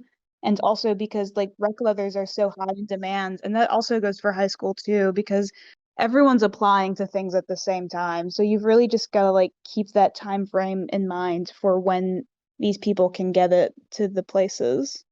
Oh yeah, like I started asking and emailing teachers. Like I emailed them really nicely, and I was kissing their hands and feet and going the whole 9 yards. I started emailing in like mid-August, probably like first week of senior year high school. I was like, hey, like I love taking your class. It'd be great if you could write me a letter. It is good. I know it's hard to like kiss up to teachers or like sometimes you're not the type to participate much in class or you're scared to like have office hours or come talk to the teacher after class or whatever. All your teachers suck, but sometimes it's okay to like put on a face just for now so that it gives you an easier time when you're applying. Okay. The second question is pretty broad, and it's how was building your portfolio for applying to art schools like, and what are some useful things to have in your portfolio, or any tips? When you're preparing to make your portfolio and you're considering applying to different schools, it's good to research beforehand what their requirements are because some schools are very different, but they're also gonna have prompts or requirements that are very similar to overlapping.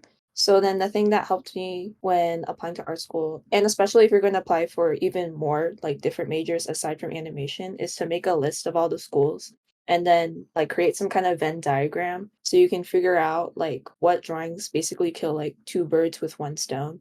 That way you don't have to suffer drawing more than is unnecessary. And also that makes you more prepared or like sure of what you have to create before the deadlines approach. Okay. So this is like building your portfolio. So what did I Immediately do? figure drawing. Yep. Oh, that's true.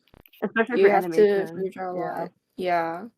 I think I had to like literally train myself for a year to get good at figure drawing. Like I think it's something you actually like need to practice, which is crazy, Mhm. right? Whoa, you need to Yeah. practice. But figure drawing Not is true. even if you have good technical skills, like doing your first time figure drawing is very like strange feeling. I think it is like a skill that you need to work really hard for. So when I was making Mhm. my portfolio, I just made sure to keep like a consistent schedule, like at least once a week. I did some kind of figure drawing or like life drawing, whether it's like things in person or just like online models. And then I made sure that I build built like enough like pictures that when it started getting closer to the deadline, like 1 to 2 months in, I started like choosing which ones I like the most.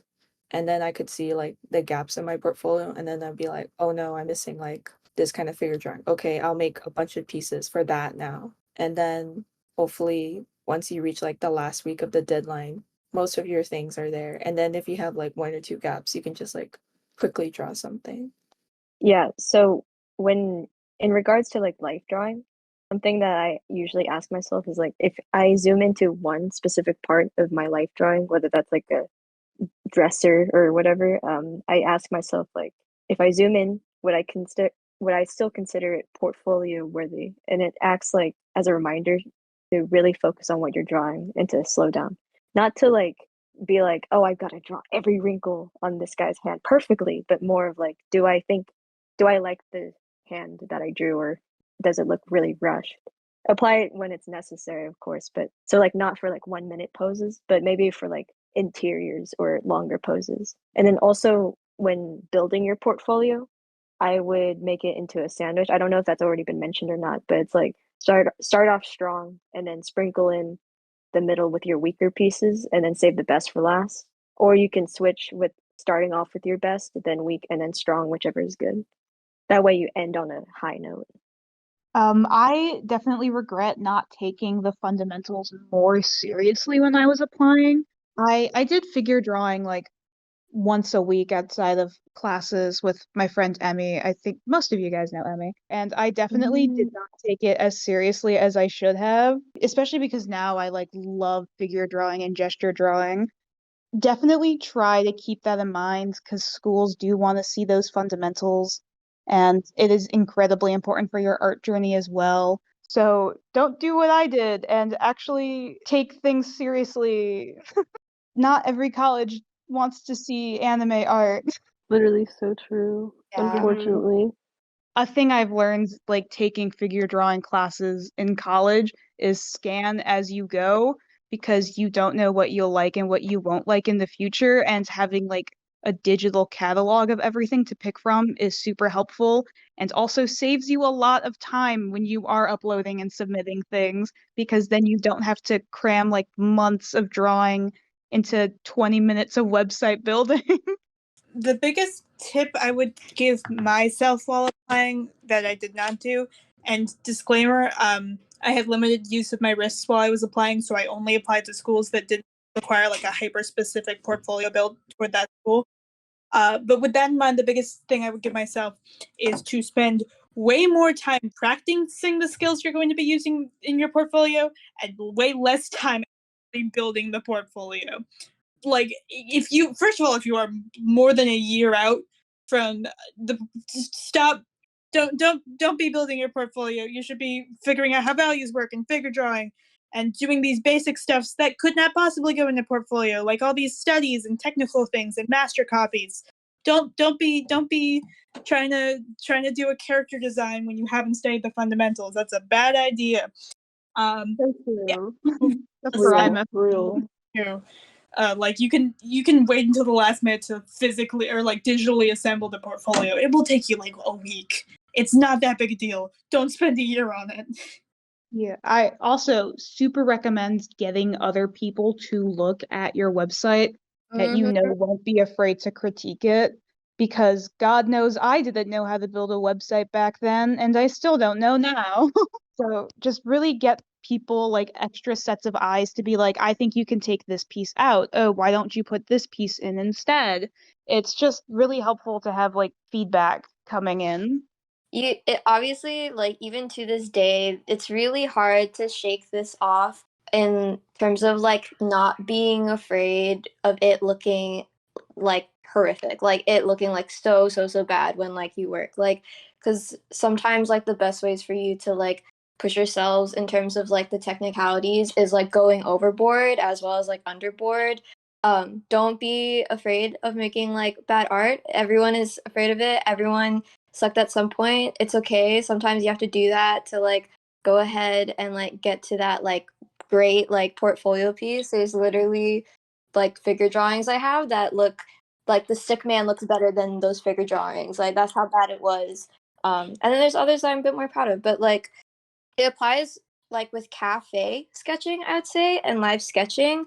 Just get those like first few ugly ones out of the way. It's gonna be so mad awkward, especially if you haven't cafe sketched before. Like, oh my god, I'm drawing people. Oh my god, I'm making eye contact with them. Like, oh my god, like this does not look like what's in front of me like right now, and that's okay. Like, don't be like too hard on yourself either. If your technical stuff like doesn't look like all the other like technical stuff that like you've seen, obviously push yourself, but just remember like it's harder for you to grow if you just keep like shitting on yourself like all the time too. Mm-hmm. It's honestly some of the best pieces I've had is when I like had fun doing it and wasn't so focused on like, okay, this is it. I'm drawing one of the portfolio pieces, or like I'm doing portfolio piece 1 this week, portfolio piece 2 like this week. Like no, just keep like making a bunch of stuff and record it. And also, oh my god, file naming conventions.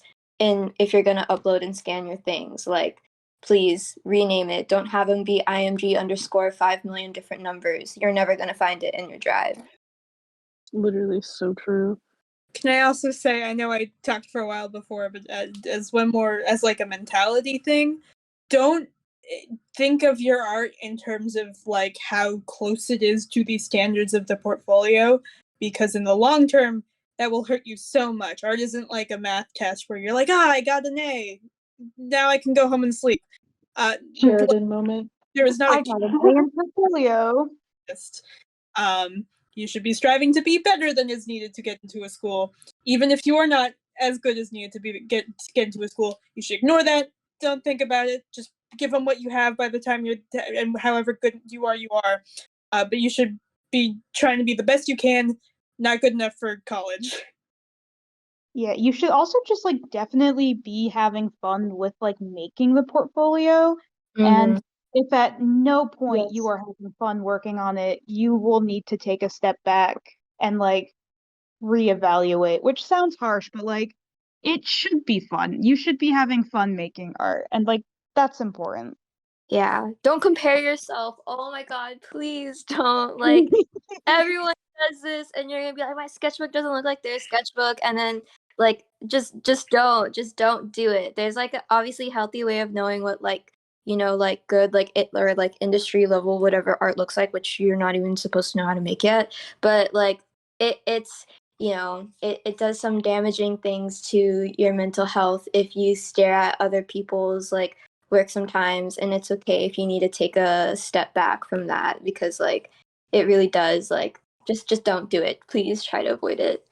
No, Yeah. yeah, To be and it's honest, also like once you start looking at more and more people's portfolios and sketchbooks, you start trying to like, at least for me, I start subconsciously trying to imitate what they do, and it Yeah. takes away from my own artistic voice, and that's not what the admissions want to see. oh, so like the point of portfolios, the number one advice I always got, like when I was in high school, was the point of portfolio is to make sure it's coherent. Like they have to have like a almost like a certain flow.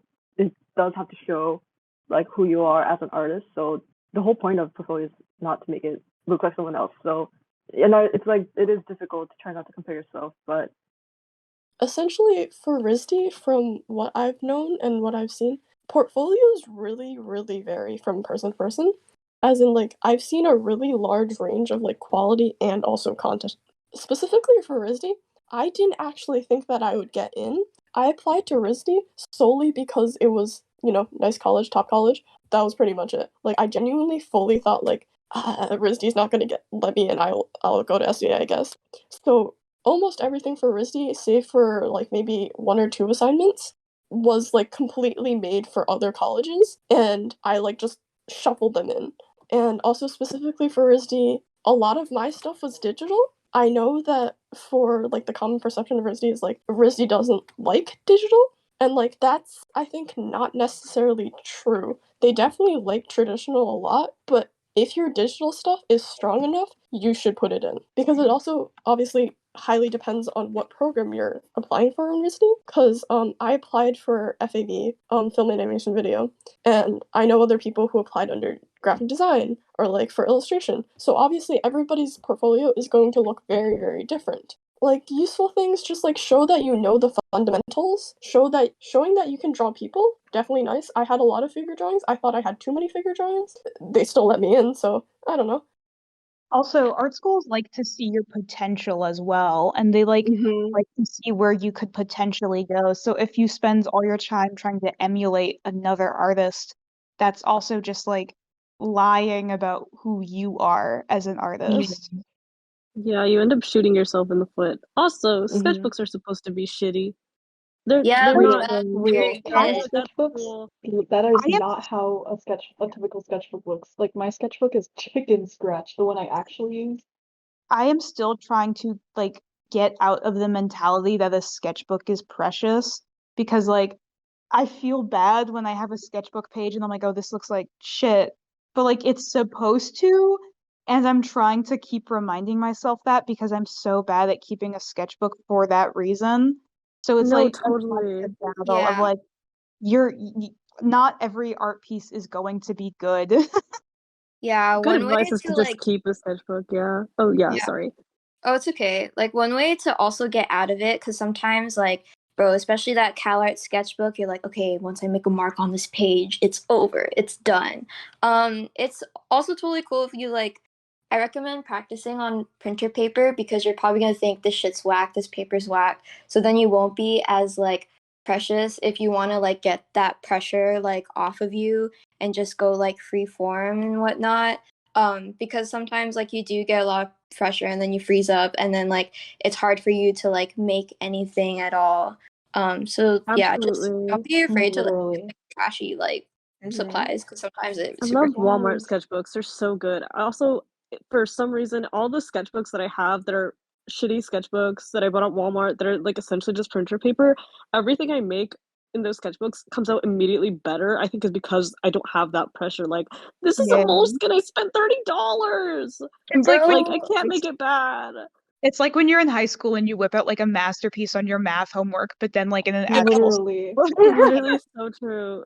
Like it's good to it's really like a great thing to have like a sketchbook because like you need to have like you have your like ideas out really quick and it's also just fun. So trying to like I think it really spoils the experience of what makes a sketchbook fun when you're like so worried about it being like shitty or whatever because it's literally what it's supposed to be and it's also just helps you practice. Just like I think people think that practice is like oh thing I draw is like better than the last. And it's like that's true, but you don't like see it happen actively. Like it's like 800 drawings to make a good one, I think is what they say. yeah, But and it's like you're not gonna see just because you're shitty right now doesn't mean that you're not improving. It just means that you don't see it yet, you know? Like Mhm. it's like you will not see it happening immediately. So what you think is like shit is like probably like you getting better because you're kind of like outgrowing your previous skills. And that's why it's so fun to keep a sketchbook. And also just like drawing when you're bored. You know, it's a good habit to have. I will say from the conception of a colored sketchbook is that most of the ones you see that are popular are viral and they're like a very small percentage of like what actual accepted sketchbooks look like. Because I also was worried about that too when I first applied. So I also got pressured to make it look nice. And when I got revealed during portfolio day, which for people who don't know, it's like an event where colleges like group up together and then you can like get your work reviewed before you actually apply. And then the first time I applied with my book, the guy who's currently one of my teachers, and I love him. But when he first saw my sketchbook the first time I applied, he was like, "There's nothing original here. I've seen this all before." And then Oh my Damn. Would have killed I was like, myself. Would have "Whoa." killed Oh, myself. damn. yeah. But he was right, um, and I didn't get in. Also because I wasn't like at the technical skill level. But then the next time I applied, I was like, I don't really care. I'm just gonna do whatever I want. And I realized that actually that's what most sketchbooks are like because I think you want to show how unique you are or like how your actual art process works. So even though like yes, the ones that do get popular are very neat and such, it's because that's how those people more naturally or they're more inclined to work that way. But if you're more messy and weird, like my sketchbook was literally like surgery where I like combine pages and stuff like that. That is also okay too. Like it doesn't matter what size or how many pages it is, as long as it's more authentic. Yeah. to go back to portfolio day, I super recommend going to that if there's one in your area. They're super helpful. just be aware that schools somehow always pick their meanest counselors to go there. Bruh. Real. I went to They're one and nice and it's I not, but went to I was standing in line for SVA and the guy in front of me was getting reviewed and it was the harshest critique I've ever heard in my life. That woman Oh straight up said, God. "Do not apply to art school." Oh my god. I always think about Jorge Gutierrez, how he talks about like how Oh yeah, didn't someone they really tear big. him up? Yes, they tore him apart because he had like one sketchbook where he was, or not one sketchbook, like one portfolio where he was trying to emulate like other portfolios, CalArts portfolios that he'd seen, and another one where it was like his more authentic art. And he saw the first one, he was like, "This shit sucks. This is horrible. Don't even bother." Like forgot his other sketchbook, and he was like, "Oh, you forgot," or his other portfolio, sorry, at the table, and he looked at it and he was like, "Oh, this one's good." But he could have just like destroyed him right then if he didn't forget his Damn. Oh sketchbook. my I God. recommend the Nick podcast. You learn lots of stuff. Also, there's a lot of big colleges at portfolio days, but just don't be afraid to get in line for the smaller ones because you'll have more time to go see those because you won't be waiting in line for 2 hours for a big college. even if you're planning to even apply to those schools, like that's professional critique. Just get it. Yeah, No, yeah, literally. literally. It's free critique, man. You should always be looking for more critique. I also Mhm. know like some schools like SCIC, they literally offer scholarships at while they're reviewing your portfolio. Like they pre-screen you Really? for Whoa. scholarships. What the Yes, fuck? they do. They put you on like a list. Yeah. Oh wait, the critique thing. If you're unable to go to portfolio day, I know there's online versions, but if you can't even go to those or you don't want to, literally when I was applying, not just for like portfolio, but for any questions, I would just like message attending students. Message absolute strangers. Like I wouldn't say this for any industry, but animation, like we're all here to message me specifically. Anyone. Bruh. Literally so true. No, it's always nice helping out people who might go to your school later. So yeah, most of us are friendly. We're not gonna bite you. Yeah. Mhm. Yeah, like every like admission season, like there's like waves of DMs and I'm like always happy to like answer them. Like sometimes I even go on the calls and stuff like that. Like Yeah, me too. attending students are quite nice actually, and they're not scary. And I think also finding people who are also applying at the same time is very rewarding because they are not your Yeah. enemies. They are your friends. And then Totally. genuinely, like almost all the people I was applying with at the same time, they're either like my classmates or they're like close friends with me still. So you never know what friendships you can make. Like, don't isolate yourself or get scared because you feel like, oh, they're taking my spot or whatever. Like, it doesn't matter. You're all ending up in the same place anyway. So, Like earlier Totally. talking about how like everyone knows each other in the animation industry and that's one of many reasons why you shouldn't be an asshole, but another reason is like you just should be friends with these people and they're not your enemies and like it's a very competitive industry, but you should be happy to be working with people who are like good people and like are your friends. The way For my real. professor likes to word it is that, like, yes, it's a very competitive industry. And if you make the people who are around you look good, then you look better in comparison to that industry. No, that is real. Just like make as many friends with your fellow applicants as you can, and also don't be afraid to reach out to parents and attending students because we want to help. Ah. Yes. Yeah, we've been there before. Like, we understand, like, all of it, man. Like, we do. We honestly do. Like, it's not like a, oh, who the heck is this, like, 16-year-old messaging me? Who do they think they are? No, dude, we're definitely not like that. And if you do meet someone like that, don't interact with them. They're not good for your life. Go interact with someone else. Yeah, definitely. Like that's their personal problem. I could not have gotten this through my head at the time, but oh my god, everyone in college was exactly that clueless, like, didn't know what the hell they were doing 16-year-olds. It was just like, oh, can I do a. Like, we were all there. You're fine. You're on the same level as us. We don't think we're better than you. Shoot us a DM and send us a meme. I don't know. Yeah, no one just spawns in college. Everyone went through the same application process. Yes, we just Sorry. spawn at the spawn point, you know. Oh my god, true. Just imagine, like, PS has arrived at SGSU. Like, Yeah, literally. Wait, did you guys also do like the ACAT slide room submission thing? I did it. I forgot. Slide room. Yes. Yeah, that one actually that was very helpful. So if you're like, I recommend that because it ended up being pretty helpful if you don't have access to like someone who can help you with portfolio making, or you can't make it to a portfolio day or something like that. You can still reach out to like, it's like you can reach out to like schools you were thinking of applying to, and you like will get your stuff and it's like, oh good, just like some advice. It's not a formal portfolio review, but it still ended up being pretty helpful. Oh, that's okay, I forgot the original question, but like that reminds me of something else.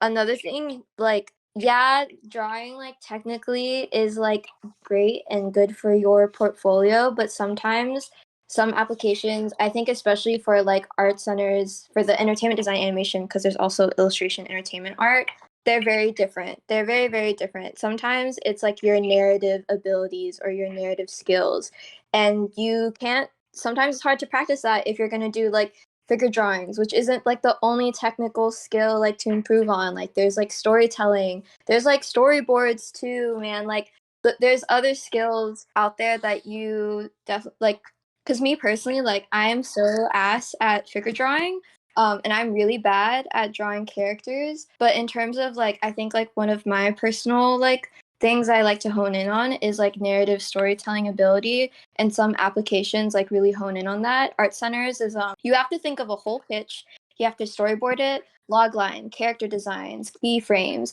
and like in that case, like you have that in addition to your other portfolio. And in that case, it's like, dude, the characters I drew for that, like whack, stiff. But like in terms of storytelling and storyboarding, like that one came out like stronger. Like one of the keyframes didn't, embarrassed to say, but like I did that in 5 minutes and I still got in. That keyframe is never gonna see the light of day, or maybe will. But no, yeah, just like like don't be afraid to push yourself. You don't have to wait till like art school to make a film. Like go and do it. If you want to do it, go ahead and try. Like include that in your portfolio. If you want to try CG animating or shit in Blender, go and try and do that and include that, because I think like these schools are also like interested in seeing like ways that you want to like push yourself, or if like you're already like wanting to like get like ambitious like that, like just one portfolio piece or figure drawings isn't the only thing that you can showcase yourself. No, literally. Like I think I tried to make like a film, I think over quarantine, totally flopped. Only 2 clips of it exist in public. Don't try to look. But a ton of those like unused scenes I literally put in like my animation reel to apply to college. And so that was really helpful. Like I didn't have to do a lot of extra work for my demo reel. And also the art center port was honestly really helpful. I really enjoyed like the narrative structure because I basically reused everything in my art center portfolio for my other portfolios for the other schools, and it went like fine because I was like, oh, I'm just gonna reuse the character sheets and the keyframes. It's VizDev, guys. This is totally original. This is what I want to do. But I found I guess like just making pre-production work for like a hypothetical project to be helpful in helping me like get together cohesive material. Yeah. About USC is I think they put less of a focus on your like technical abilities or like figure drawing. Like observational work is still important, but they put less of a emphasis on that and more of an emphasis on like your voice as an artist, and also like how you can animate, because they want to see, at least when I was like talking to a lot of students, having a piece of animated work was very important to them. So having that in your portfolio is something you might want to consider. I think that's one of my regrets when it came to folio season, because I put a lot of emphasis on the figure drawing and like observational aspect, but I neglected the narrative focus of what I wanted to do. So make sure you can play around with that before you start getting through like figure drawing. Like fundamentals are very important, but you should also have fun and explore your narrative skills and other abilities. It's the issue of being calories pilled. Because It that's is. how It is. The the Callert's pills are real.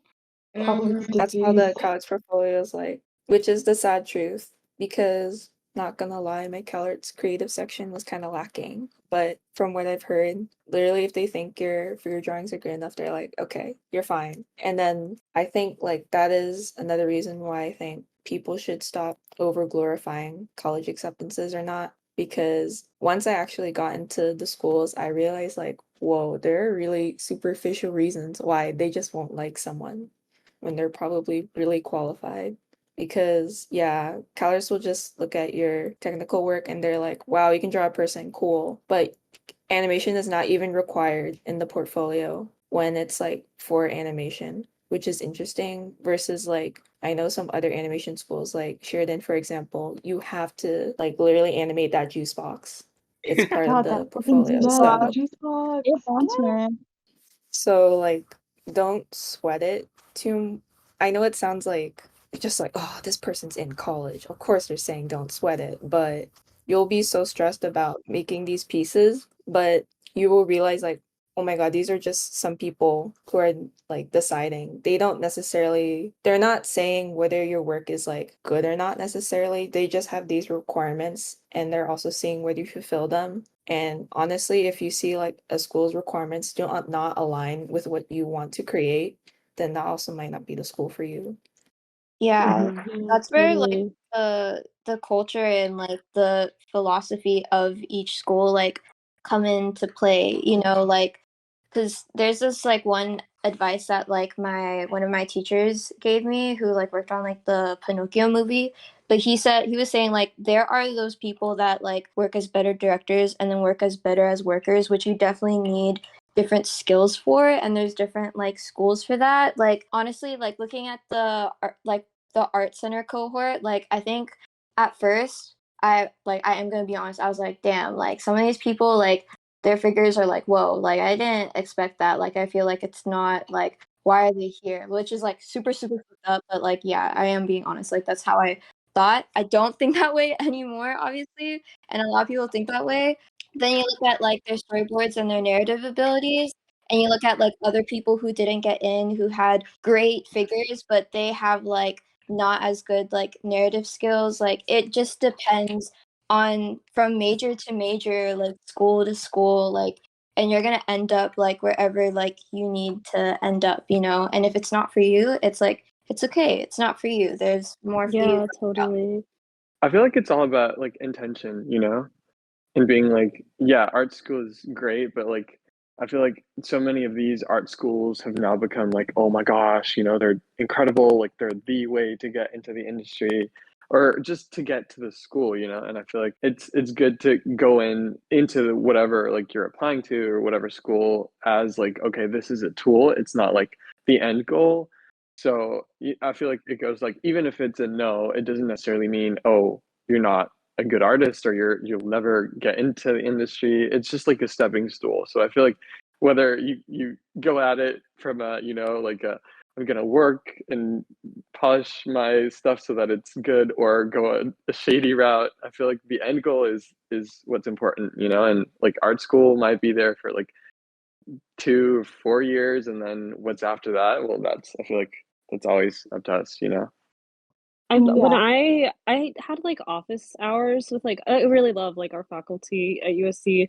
So yeah, and I try to do like office hours with them like pretty often. But I remember one time I kind of asked, I was like, well, it was like my first year, so I was like, why did I get in? And she was like, well, I can't actually tell you that, but the way we pick our people is that we look at everything. We look at the writing, we look at like we look at your voice, but we also kind of we pick a class in our mind. Like they are looking specifically at how they think the class will mesh together because they want you to be able to like network and not like hate each other and like be friends and everything.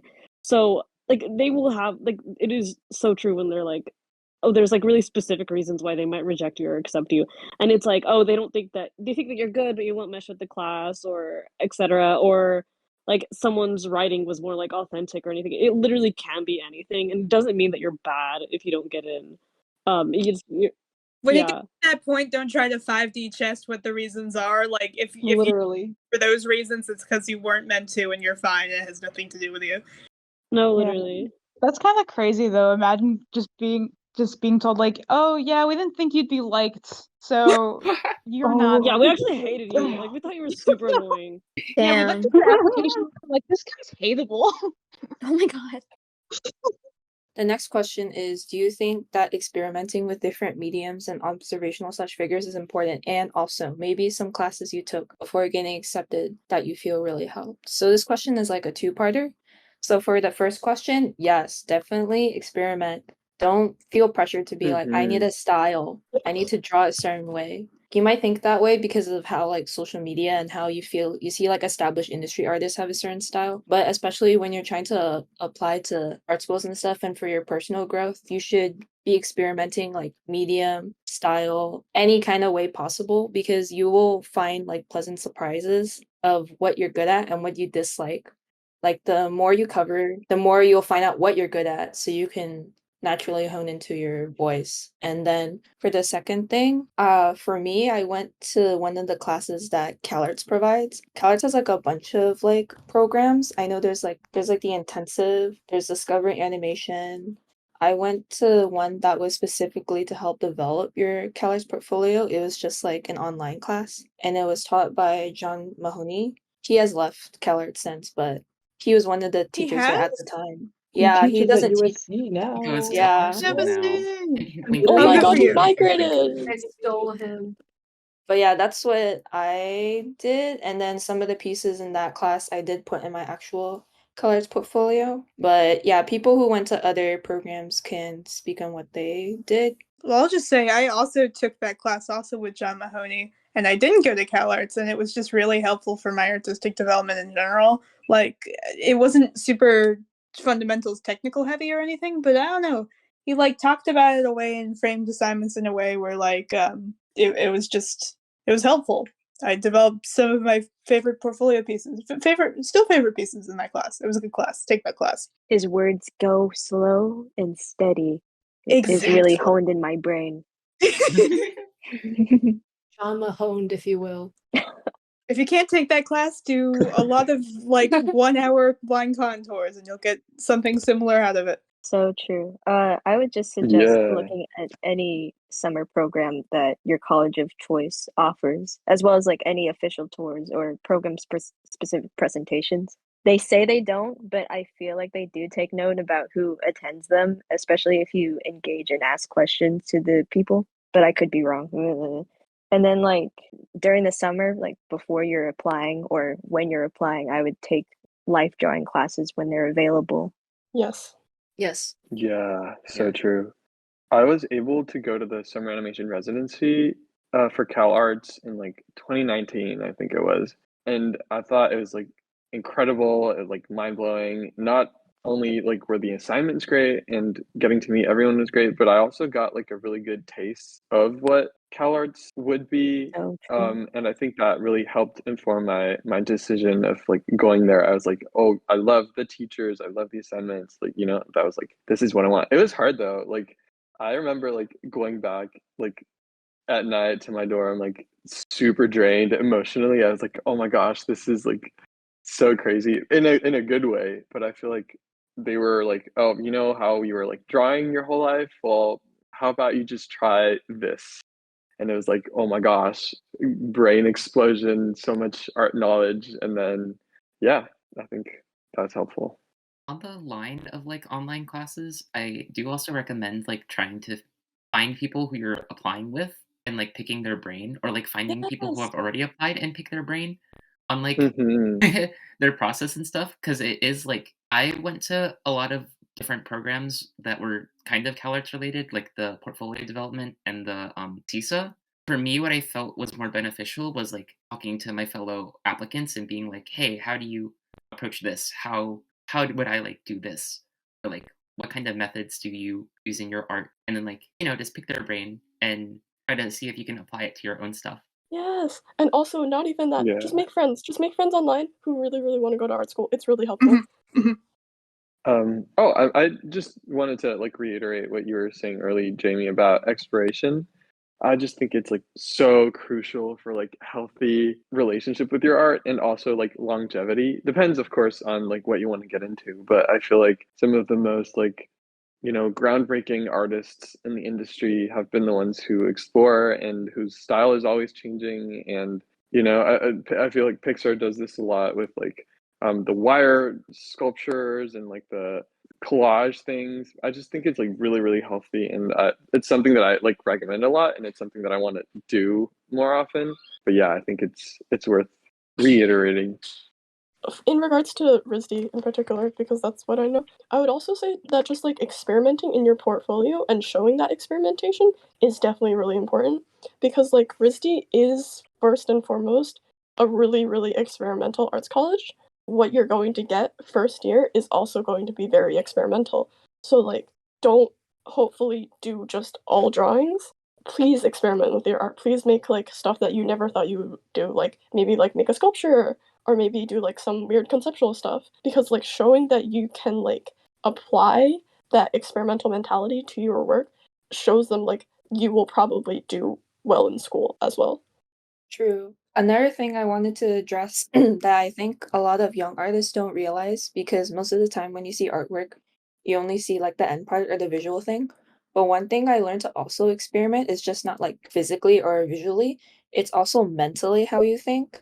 Because even just like the way you look or like your process or how you create art really affects how you treat it and what you create. Like when I was applying, I watched those like documentaries when I forgot the name of it, but it's just shows like different mangakas and like how they make their work and stuff like that. Oh And each yeah. one is so different. Like they have the weirdest setups and the weirdest things. And you're like, why do they do that? But it works for them. And that's like the other thing Ramen mentioned, where it's good to talk with other like-minded people and figure it out, because then you realize what other people are thinking in their approach and you're like, whoa, there's so many different ways to approach art. So I think another thing to think about is like experimenting with that, because once you realize, you find a way eventually, it's like, oh, these are like the things I'm drawn to and such, and that also helps hone in your voice, just not like visually, but like your entire creative process. Yes.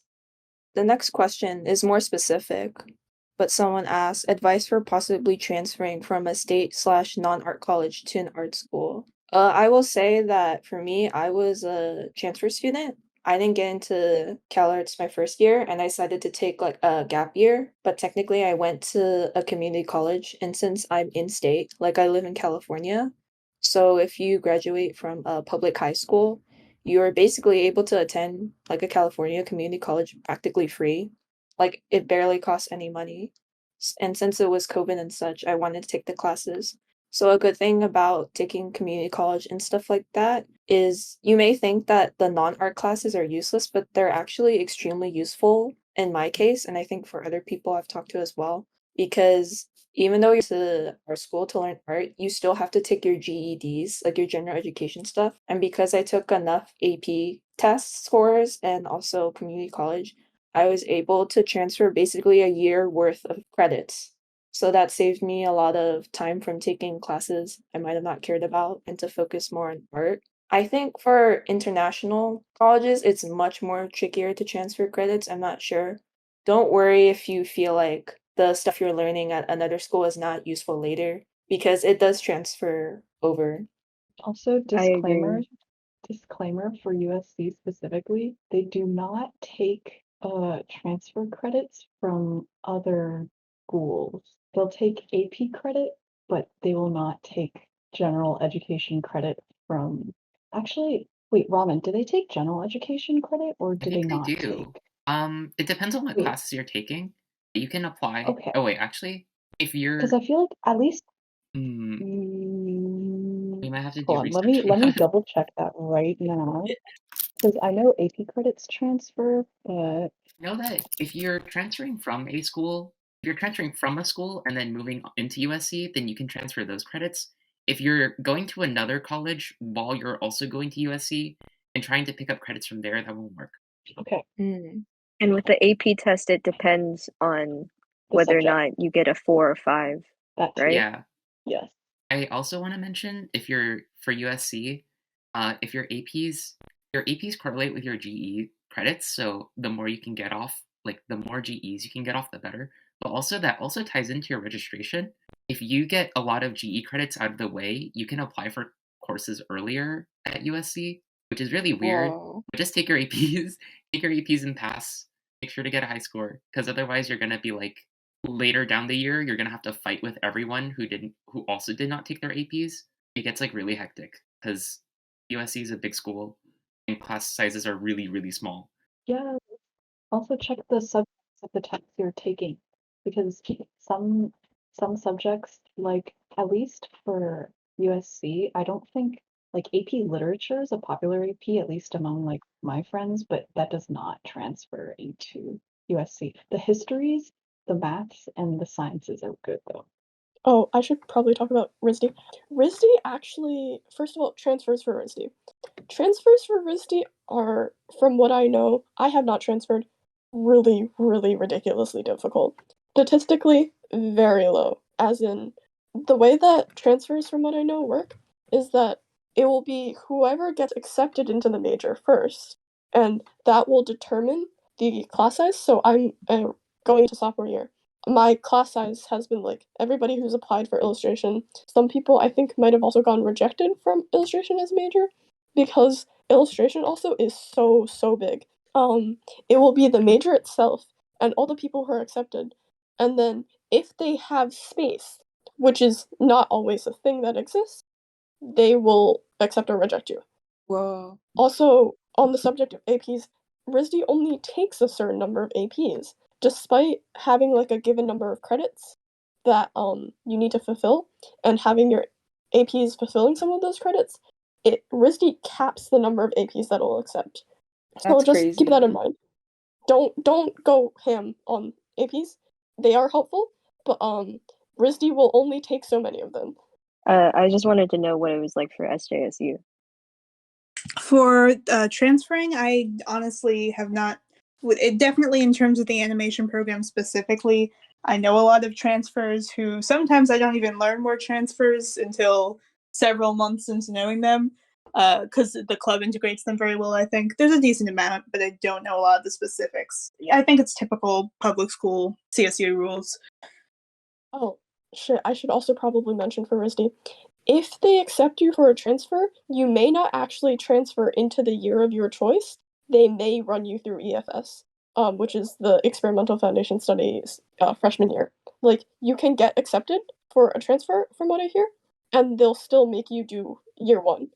Oh yeah, I will say that for CalArts, the good and bad thing about CalArts is that they don't care about your age. Like they will just view you for your art, regardless of like how old or young you are. They just view your portfolio.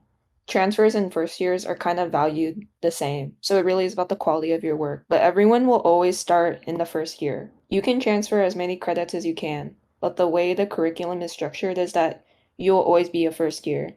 And even if you have enough credits to graduate, you still have to finish 4 years until you graduate. Yeah, it's a different format. You may be able to get out of perspective, but for the most part, you have to take all the credits. I think USC, I'm not really sure because I've talked to a few transfer students and USC changed the program in the middle. But I feel like if you're transferring from another college to USC, probably will start out first year. I can't really say for sure Yes. though because our class doesn't have transfers. Oh yeah, we have a friend who got in this year, and she told me that she would be starting out from the first year. At least I think so. Wait, I also wanted to add something for IB if for transferring to CalArts. I did the diploma program in high school, and I'm pretty sure that any HL course you take with like levels 5, like if you get a 5 or higher on your exam, you'll be able to substitute it for CS credits, but it will be a very small amount of credits. And I just looked at my old email where I spoke with academic advising, and they left me on a question. So I don't actually Yes. think my credits went in, but I just replied to that email from 2021. So Oh my I god. Oh, wonder if they will see it. But yeah, on the at least on the Ancient. website, it says that if you take any HL course, you will be able to get credit for that. Unfortunately, my art was not. It was SL, so standard level courses don't count. But yeah, it works the same as AP. I would definitely look into which classes you're taking, whether that's dual credit with college and high school level and AP credits, just to see how applicable they are to the courses available in the college of your choice. yes. Yay, okay. Now we're on to the third section, and this is the biggest section, so we can really talk. Ooh. The third section is about school life. So just like what it's like to attend school, what classes we have, etc. So the first question is, what do you actually learn in animation? And what is your curriculum like? What are the assignments you get like? How much of your time weekly is spent just working on your assignments? And what is the workload? This is just a bunch of questions like a bunch of people asked, but in general, they're just like asking, so what do you learn?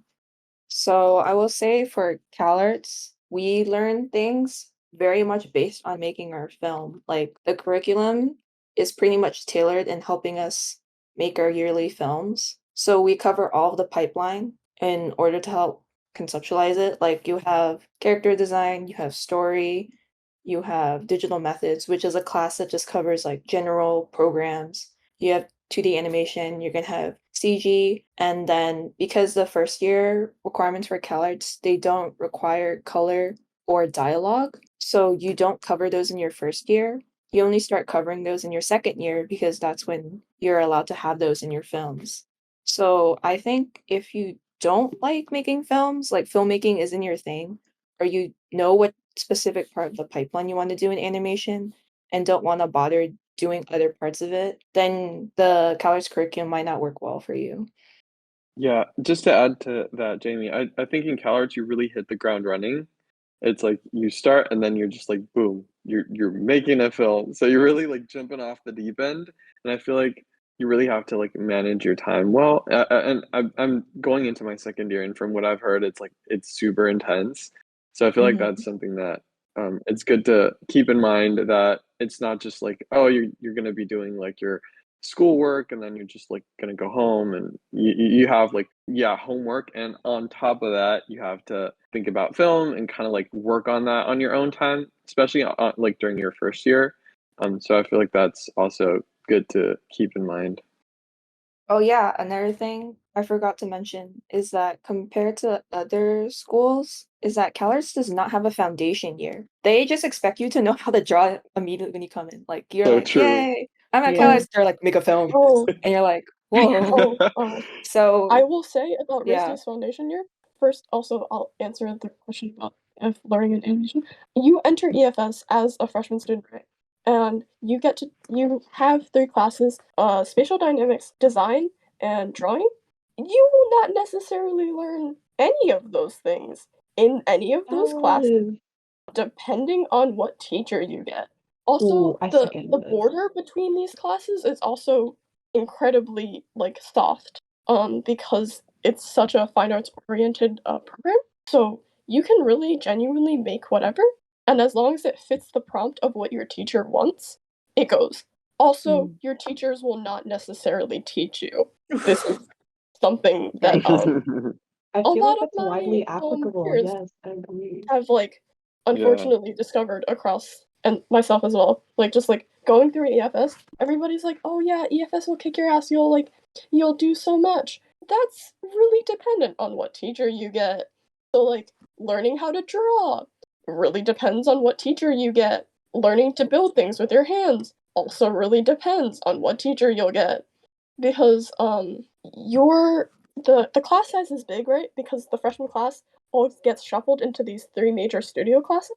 So there are a lot of teachers running around. And not all of these teachers are good at their jobs. Dang. Ooh.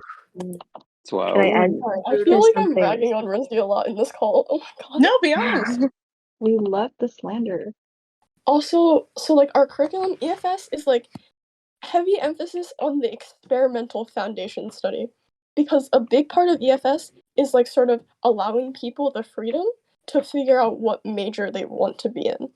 So like I know people, and like myself particularly, like they came in with an idea of like what they wanted to do for a future career.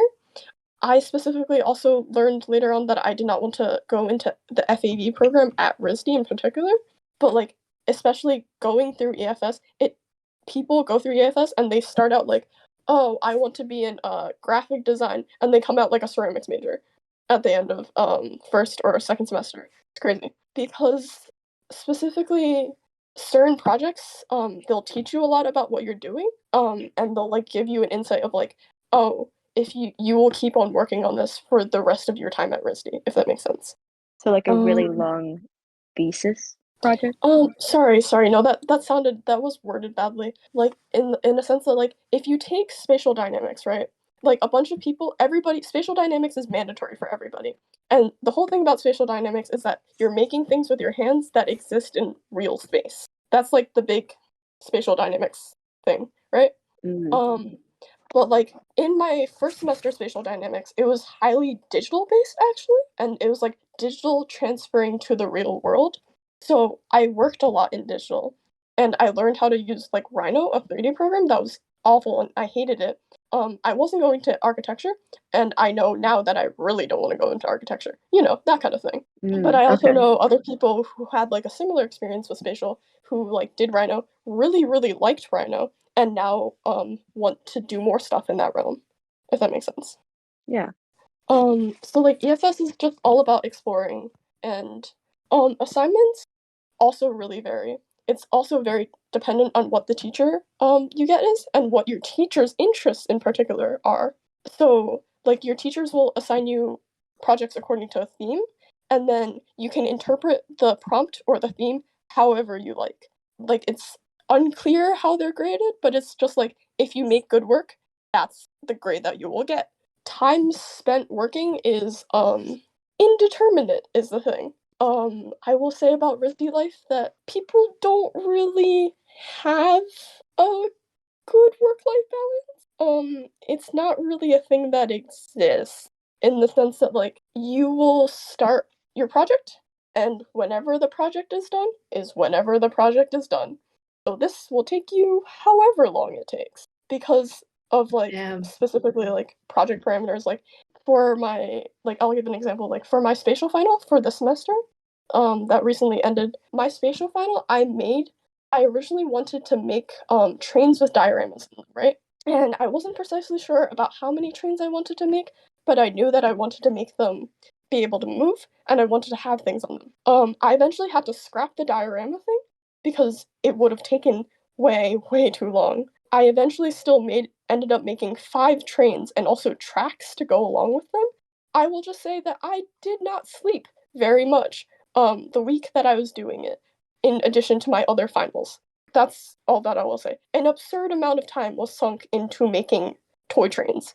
That's the kind of vibe that you're gonna get. I can definitely vouch for that at SJSU. It's kind of a.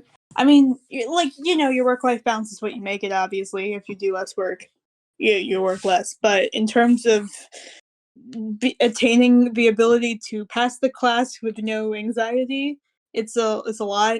It seems to be on the higher end for schools, and I think one major life skill you have to learn in order to survive, frankly, is when to Yes, drop the ball 100%, on yes. assignments. It's a lot. A lot of people when I went in told me that it was intense but manageable, and that was a lot. you grow into it at SJSU, at least. I don't know how it is other places. You grow into it, and I don't know. Yeah. In SJSU, is it true that there's a class where you draw cubes? It's certainly true that there's a class that you have identified the class, TM. That is definitely the one. It's they say it's not the Weeder class, but it's the Weeder class. And this is partially because I was kind of paralyzed and new to rendering and college and all that stuff. But I was taking that class twice now because I failed it the first time, as does about 10% of the class, I think. Oh my gosh.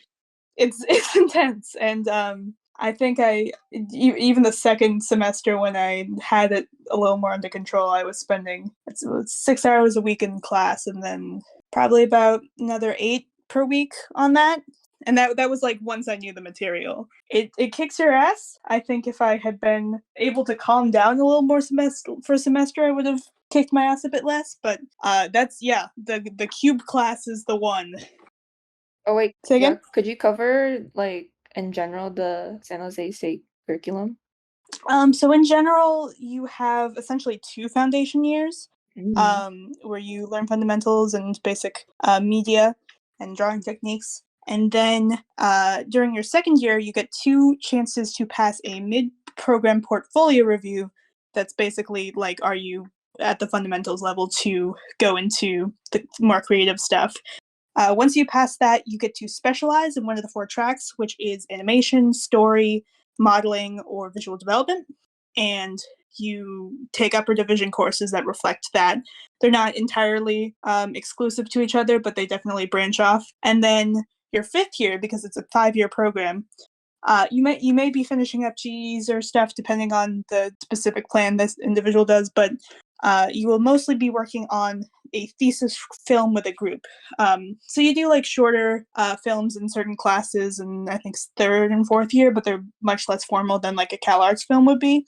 And then the 5th one is like your big showing off thing where you would take the role of the director or head of story or head of animation, and you kind of gear it towards what you want to go into. And people also do, this year we had like a card game, we had manga, so it's kind of based on your own, what you want to show off going into the industry. Whoa, that's cool.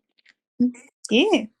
I think whenever I was researching, I was also going to apply to SJSU. From what I've heard is that they tried not to say that they did this, but I heard that there's more of like 5 years of learning rather than There's one. or No, that's completely true. Oh. And they can't. The reason that they try not to say it is not because they want to be deceptive, but legally, because of the requirements of the CSU, they cannot honestly advertise themselves as 5 years, because that's like breaking some bureaucratic rule.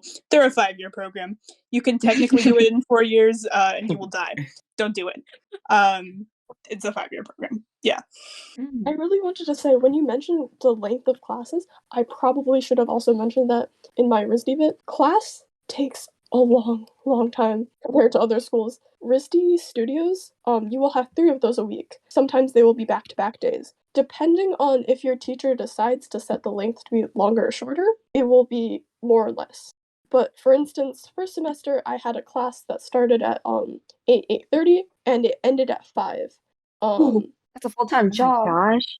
Yeah, no. This semester, I had a class that started at 8:30, ended at 6, because the second half of RISD term, there's a thing that they do where it'll be studio and then it'll be lecture, history of art lecture in between. So you get like a 2-hour bit, where you go to lecture and then you go to lunch and then you go back to studio. What the fuck? I have that for one of my classes, but typically it's 3 hours twice a week. And we thought 6-hour lifeguard was. That is scary. I would not want to do that. I mean, it is bad, but like It maybe is not. bad. Yeah. It's great. I love those 8:30? classes. 8:30 to 6. Bro, the issue isn't even the length of class, really. It's the fact that sometimes you will have crit, and crit will run the entire length of that session. God. Wow. No breaks? Yo, I don't know Like, about your you, but teacher I will probably cannot give you breaks, but it's just focus like on. you're just sitting in this room for hours and hours and hours listening to people talk, and you're not doing anything else other than staring at work and talking. I cannot boy. focus on a crit that goes over 15 minutes, and that's pushing it. Like, it's for your entire class, obviously, but like after you hit about like the 5th person, and it's like 50 minutes in, it's like, oh god. Jesus. Get me out of here. No, really. Are crits at your schools, the way you're talking about it sounds like it's a much more peer oriented rather than professors giving you crit. It is supposed to be peer oriented. It is supposed to be very peer oriented. This does not always happen, I will say, in regards to one of my teachers last semester, because our teacher talked a lot and did not let the students talk at all. But it should be very peer oriented. Like, the teacher will say some things, and then the teacher will expect you as the class to also say things. Oh, it's similar to like film workshop, where in CalArts in your BFA 2 year you get to work on your film, and your teacher's there to like help you out and help you workshop your film. Whoa. But also you have like a group of 8 classmates, maybe a bit more, maybe a bit less, to talk about your film, and it's supposed to be like, usually it depends on your teacher, peer orientated. Definitely helps if it's peer orientated. That makes sense. At SJSU, it's very like 90% professor giving critique in class, and then you're supposed to go and talk to people outside of class and have Discord crits and that kind of thing. Oh. It's really strange that the professor doesn't like invite peer criticism as well. Like it's invited. kinda Like if you say counterproductive. something, that's fine. But Oh, okay.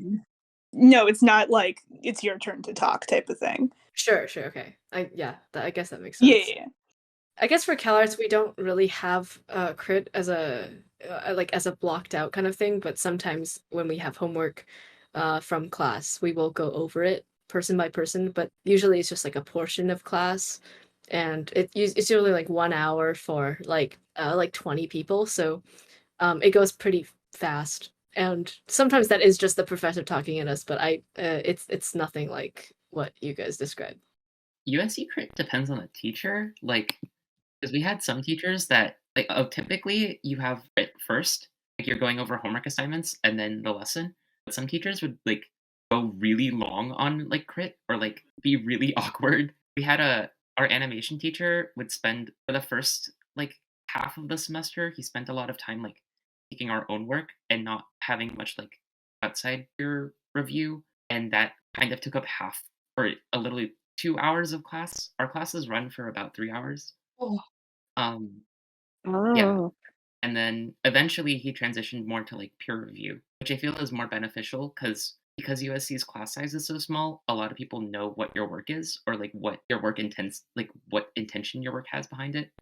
So it's good in that part. Or the curriculum at USC, you start out first semester, you start out like with a introductory like animation course, which actually makes you do like a group film. It's a lot of like introductory assignments, so like make a bouncing ball, make a walk cycle, etc.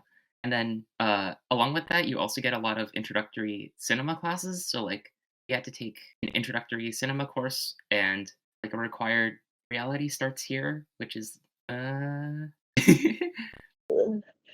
We have these, okay, USC is a big research university, so we do have like these classes that are totally just for PR, where we kind of just do nothing, and the professor is just like, guys, being mentally ill is bad. Remember to take breaks and take deep breaths when you are stressed out. And we all just, it's like 500 of us sitting in the theater and not knowing what's happening for like 4 hours while the professor just does that oh over and yeah, over the again. semester after you have a class where it's like, guys, don't be racist, don't be homophobic. Gay people exist. And it's like relating diversity to Yes, media, yes. but it's also very PR heavy, and it's like, I love performativism. Oh, the performative aspect is so. With RISD, it's just like first semester there was a deck, and then afterwards all of our teachers were like, oh, like it's okay. If you need to take breaks, it's okay. And then like the week after, they would assign you like 7 hours of homework. Oh my god. No. No. Yes. Vine boom. Normal behavior. Guys, you are not alone with these 7 hours of assignments. Oh no, they'll be like, it's okay to take breaks. You need to prioritize your mental health and your health in class as well. Also, RISD has a policy that you can only miss 2 classes ever. For Oh that my god. studio. As in like RISD has a policy where like it's also highly dependent on professor, but like if you miss 2 classes for that studio, the teacher can kick you out of the class. What the hell? Wow. is it like Wow. like Okay. unexcused absences, or does it also include like you're sick? I think it's unexcused, but it's just like in general, like sometimes the teacher will not care from what I hear. So take with that what you will. Same with CalArts character animation. You can only miss 3 unexcused classes, but some people miss more, and they Yeah, still get a that too. Some pass. people So miss a it's lot like, more. Yeah. I feel like they're very lenient with the absences, honestly. yeah. Yeah. Some people don't even take attendance, so it's like whatever. Yeah, like especially for live drawing, our attendance is not counted like at the beginning of the class. It's counted by the assignments that you submit. It really depends on the teacher. Yeah. But there are teachers who are really strict about attendance, which is fair. Yeah. I think it's good that they are. I feel like so many people want to get into these schools that it's like, it's okay, it's like we're paying like how much if you do like the count? Yeah, It's we're like losing each money if class we is like, don't go. right? That's Yeah. horrified of missing classes. It's like it's so expensive and so many people want this opportunity. It's like, not letting Yeah, it go to sometimes waste. that's what gets me out of bed in the morning for like a 9 a.m. class. I'm just like, God, I'm like bleeding money if I don't go. So I go. I will say, as somebody who like is like aware of the 2-class miss policy, I have deliberately missed class before because I've been like I've like woken up in the morning and I'm like, all right, this is not the day to go to class. I will not be going. Hey, sometimes that's okay. I understand what that. Yeah, that makes sense. Oh yeah, I should tack on the line of like academic courses. USC is a research university. You got to take your GEs, and those GE courses tend to be more heavy towards your grade or your GPA, and it's like normal Yes. college classes as opposed to like art classes. So you're gonna have to balance that on top of your animation courses, which could also be very heavy because I don't know, it's very odd having to balance like art assignments you really want to focus on and put like your 100% in versus like an essay that counts a lot towards your grade. So time management is very important in that regard. Oh, I'm gonna say we're also 4-year program and that we have to take like there are required classes we can only take in specific like year levels. So there's no graduating early here. Even though our gen ed classes are like bona fide college classes, USC is a big research university, so there's usually some pretty cool class subjects you can take, and sometimes you'll get like a notable professor or whatever. Ooh. Please use Rate My Professor. If you guys go to any like non-arts school for an art major, use Rate My Professor for all your gen ed classes because they're so real and so true. It's very much like what Pandi said, where your class quality will vary greatly depending on the quality of your teacher's teaching. Right, because I will say every faculty I've had so far has been very knowledgeable in their field, but that does not make them a good teacher. Like the guy that spent half the class giving us crit last semester, really smart guy, really good at animating, but did not know how to handle technology, did not know you could use onion skin and TV paint until halfway through the semester. I don't know, there was just a lot of things missing.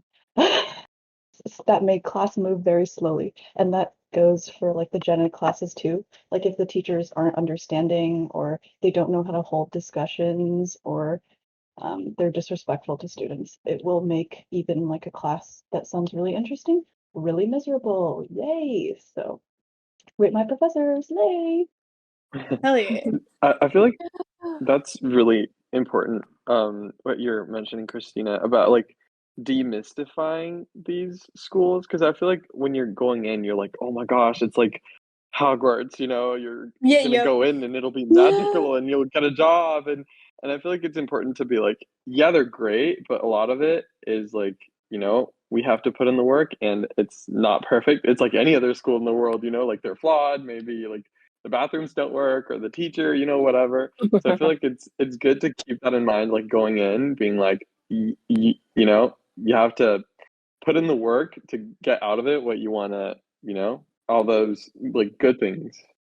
I lost definitely some romanticization of the school experience because I know in high school a lot of what kept me super motivated is like I'm gonna go to the school in this one specific video where they wake up at the crack of dawn and they watch to paint the watercolor and it's gorgeous and going from that to school where you're honestly like it's not incorrect, but it's such a different tone from you imagining it. It changes the tone of art making, at least for me.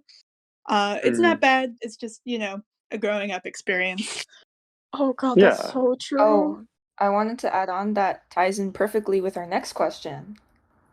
Our next question Yeah. is how's the community at your school? What type of school clubs or events are there? And the thing we were mentioning is art school. What do you expected it to be like? I guess adding on, it was like kind of a demystifying thing where like, wow, I want to put so much effort into my like artistic assignments. I'm going to be so productive. I'm going to have finished stuff by the end of the year, and then coming out of it being like dead on the floor, nothing in your hands. Family Yep. Guy death Family pose. Guy death pose. USC's Oh my god. community, at least on the animation side, it's very small. Like class sizes are small. The department in general is very small, so you can work a lot with like people above your like grade or people like in the master's program, which is very convenient because you can like kind of get them from it, like get advice from them. As for school clubs, animation wise, we have like Women of Animation. USC doesn't have figure drawing classes, like life drawing classes for the bachelor's program. So they have a separate life drawing thing that Vivi runs. Shameless plug.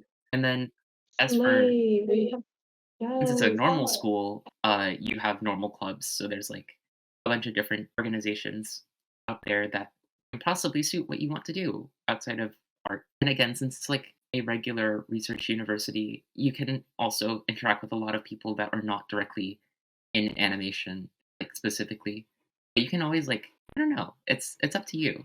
You can pick who you want to hang out with. Whoa. I will say, same thing goes for RISD as well. It is not as fun and pretty as all the nice videos online make it seem. First thing to note about RISD, if you have not actually visited RISD, a large part of your life and a lot of your like brain space also sometimes will be devoted to the fact that you have to climb a hill. I can Running relate. up the We got hill. hills So true. too. So true. That's a literal hill. I'm running up that hill for real. Also, depending on which dorm you get into, you will have to climb more or less of this hill. What's up with Like, colleges and being up and up? Just up. What's up? Yep. What's up, guys? Yeah, CalArts is also on a hill. It never gets easier. But I kind of like it though. Exercise. I'm weak. You have to Oh. understand that the thing about me is that I'm really weak. I can't do that hill. I will say that like definitely RISD was not what I expected. I wanted to learn a lot from EFS. I don't necessarily think I learned that much from EFS in the terms of applicable skills that apply to animation and also my future career, hopefully. Also for school clubs, there's like a fairly wide variety of like standard clubs. Notable ones probably relevant to people are the Manga Illustration Club, which is like, as it sounds. I know they go to like cons and they also sell stuff. Like they'll like pool money to like make stuff for cons, and then everybody will go to the con, from what I hear. And there is also notably Brown RISD Game Design, which I've heard very nice things about. They make games every semester. They like vote on them, and then everybody like splits off into little groups, and they make a little game. This is my perspective on CalArts. I think CalArts, the social life is very much contained in our major for art stuff. Like we have a lot of Yeah. stuff is based around films and creating work. So we have like 1 week film, we have 48-hour film, we have gallery night, things like that. So I think it's super fun. It's usually run by upperclassmen who volunteer. If you want to go to clubs for non-art reasons, like, oh, you want to find people who are in like the same ethnicity as you, or maybe you're both into the sport or whatever, there's definitely the clubs for that. But honestly, I've been feeling very fulfilled with like just like the art side of social life and club life just through our major because each year is about 40 to 50 people. It does get smaller as the year progresses, but it's like a body of like 150 to 200 people. So it's the size where you kind of know everyone, but you might not be like besties with every group. USC is kind of the same where it's like if you want a social life, you got to go to frat row. Yes. Okay, but guys, disclaimer, disclaimer, disclaimer, the frat crazy allegations are real. Okay, frat crazy allegations are real. If you are female passing, identify as a woman, or please watch out. Oh no. Dang. Yeah, I think it should be said that they'll let like girls get in free and then the guys have to pay to go to the party, so it's like, oh, okay. But there are like our film school has a film frat and it's not like a frat. It's just like a student run organization and they do a lot of events and stuff. Animators are chill. There are like crazy parties from the other majors. Approach with caution as one does when going to a crazy party, Social life. There's no social life at our center. Oh, the art Everyone center rep is here, guys. Get ready. The art center allegations are all real. There's no life. Like there's like no social life. There is some parties, but you have to kind of like know the right people, which are like the ones who throw it, like specifically in animation. But outside of that, it's like good luck. Yes. With RISD, it's the same thing. It's like if you want to go to a party, you have to know the right people. One thing I do want to bring up currently, I don't know if this is like a new like from the new wave of students for art center, but I've noticed some cliques start to form. And if you're on the bad side, it's not good. Getting like a lot of shit from like a project in one of the classes, and it's like she's like basically like getting bullied out of making the project by the clique. It's like really crazy. But Whoa. yeah, I don't know if this is just like from this specific like term of students, or if it's like a new wave of like like new students are incoming. But it's yeah. Wow, the next question totally ties into Art Center. What is dorm life like? Living No in dorm life. heating conditions. No dorm life. No dorm. No dorms. No dorm. Don't they keep saying that they'll Dormless. build dorms and not build dorms? I Dormless. think they've been saying that since like my past roommate started, and it's been like 5 years. I don't think they're gonna build them. Pasadena is like kind of expensive, so if you have a car, it's like a lot better for you because you can live like further away. Aside from that, I guess good luck finding like a place in Pasadena that's like under like $900 a month. Oh no. Dang. Oh my god. $900? I thought that was like the low end because I was like bracing for like 1 point something K.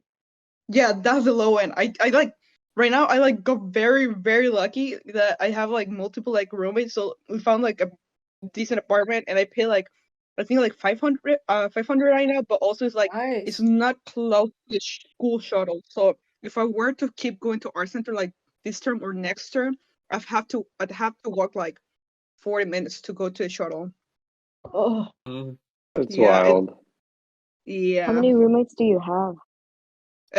It's like four more, including me, we're five, but it's like a decent sized apartment. I think we just got lucky because it's like some like old people apartment complex, so it's not very expensive, but also you can't be very low. I feel like that is like a point at CalArts. Like I don't live in the dorms, but the whole transportation thing is like very very important, especially in LA. It's like we don't really have great like public transportation. So if you don't live on campus, I feel like that is something like worth considering because you are a little bit like landlocked in that campus. And if you don't live on campus and if you live like closer to LA, then like my first couple weeks I had to do like a 3 hour long commute and I had to take like three buses. Like it was a whole Oh my thing. god. It was horrible. Whoa. my Yeah, god. it was Oh my intense. god. But it's okay now. I got a car, thankfully. The dorm life at CalArts, the first year was so bad. Or, cause like going back at night after your wonderful time at the labs, you come back to the dorms and it smells like weed and like alcohol mixed. Oh, no. And it's like you get used to it, but like at the beginning, it's like, come on, man, it's like Thursday night. What are you doing? Tuesday at Jeez. 4 p.m. What And the there's always fuck? some person like yelling and screaming at like 3 a.m. But that's just like normal college Yeah. dorms. And also Yeah, you stay that's a And little then CalArts bold. for. yeah, and Oh, then the oh showers, my. like they didn't have any hot water. So much water damage on the bottom of the doors. Just in doors that shouldn't have been in contact with water at all. Black mold in the ceiling, Oh, asbestos in the ceiling, asbestos in oh, the first floor. Mm, oh Constant they floods, constant broken elevators. my god. they Okay. brought in like those yes. showers that were like, oh, they tried to advertise it to us being like, oh, this is what actors use to shower on They ran set, out of but hot like water. literally Yeah, Oh out it of was my hot like a water in god. Amundsen, out of hot water in Chenard. They brought back the trailers, but those ran out of hot water as well. So we just kind of did cold showers for a week. It's really nice to have a place off campus. Oh my god. Also, Oh no, my god. like I will say that also the rent for Chenard is pretty comparable to the rent you would find off campus as well, especially if you have a car and are able to make like 8 to 10 minute drives like around Valencia, because actually I think like homeowners around the area have caught on that we're around CalArts, so the immediate area is quite expensive, but if you can make the journey out a little bit, the rent does go down significantly. Um, so it is nice to live off campus. It's very similar for art center. If you have like a car and you can make like 10-minute drive, like the rent outside of Pasadena is it's like increasingly cheaper, like by a lot. Oh my god, it's my time to plug RISD now because I'm sorry, we do have y'all beat in all aspects of living. The dorms are nice. The food Really? is nice. Tells you. I've never heard anyone say that about any school. No, as in like genuinely, I was in a triple for my freshman year. Lovely room, huge windows, really nice. Heating was fine. AC was also honestly fine. Like this is like a RISD win part because our showers, they will be hot only sometimes, and this is literally like maybe a 1 day thing that will happen for maybe like 1 day out of like maybe 3 months. The shower will sometimes be randomly cold. It's fine. You can just go to another shower. The water will be hot. The food, I will say, is great. It's really great. Oh my god, Let's see with my nice. mind. Wow. The Met is what we call our cafeteria, or at least the freshman cafeteria is called the Met, right? It is very nice. There is a grill that you can order things from, first of all. Shit. Damn. There is pizza that changes every single day, usually. There will be like cheese pizza, there will be like 2 other variants of variant pizza, and then there will be 2 soups of the day, and then also there is a miso soup machine. The miso soup Oh machine my is so God. important. Wow. That's crazy. Essential college tool. I'm dropping out. Oh, yes. That sounds really nice. Who have never had cafeteria food before, who have been like, I don't think the Met food is that good. The Met food is that good. We Like, also have soups of the day, but it's one of them Not is good. usually inedible. Oh yeah, same. One of them is Yep. usually either like water or salt, but liquid. It's literally Oh, water. ours is like the opposite problem. Sometimes it's like too thick and flavorful. Oh. You get like coconut cream curry with carrot and cauliflower and spinach. Oh, and it's dear. like, what is this combination of flavors?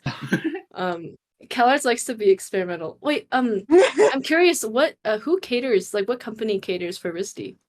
I don't think any company caters. It's like in-house. It's Oh, like they that have a explains it. cafeteria That's really awesome. Also, challenge. also thing about RISD, they will have certain days where they have food events, so it will be like really great food in that specific day. And also there is a sandwich bar. You can make like as in you go up to the little bar, there will be a person who will make you a sandwich. You ask them for X, Y, and Z on your sandwich, they hand you the sandwich. It's great. Sandwich, lovely. I remember hearing that like RISD is next to a culinary school, and some of the people who come from the culinary school end up like working for RISD. I cannot confirm nor deny, but I'm like, Art Center has a pizza machine that worked for 1 semester, and that was it. Oh wait, was that the pizza machine? Yeah, it worked for like 1 semester, and I haven't seen it work again. I don't know. I don't know how good it is. I've never dared to try. I've also never dared to try the Art Center sushi. Oh wait. Oh, sushi is a big Haven't thing people for like us too. totally Don't do food it. poison themselves from that? I will not try the Art Center sushi. It looks evil. Oh dear. RISD also has sushi that you can purchase in a certain little like shop area above the RISD store. We have a little cafe called Watermark, and you can spend a meal swipe and maybe a little bit extra if you want to get sushi, and the sushi will be fresh because you can literally see the lady who makes the sushi behind the counter. Good. I hate you. Wow. Yeah, When I you say actually you can really hate order you. I'm things like from the finding grill. out this right now. What is dorm life like in SJSU? It definitely varies from dorm to dorm. I am in Joe West Hall, which is widely known as the worst one. However, I'm in the floor that has only arts majors, which I would consider the best floor because we have mostly none of the problems the other floors have. Because we all just kind of get along and pick up our stuff.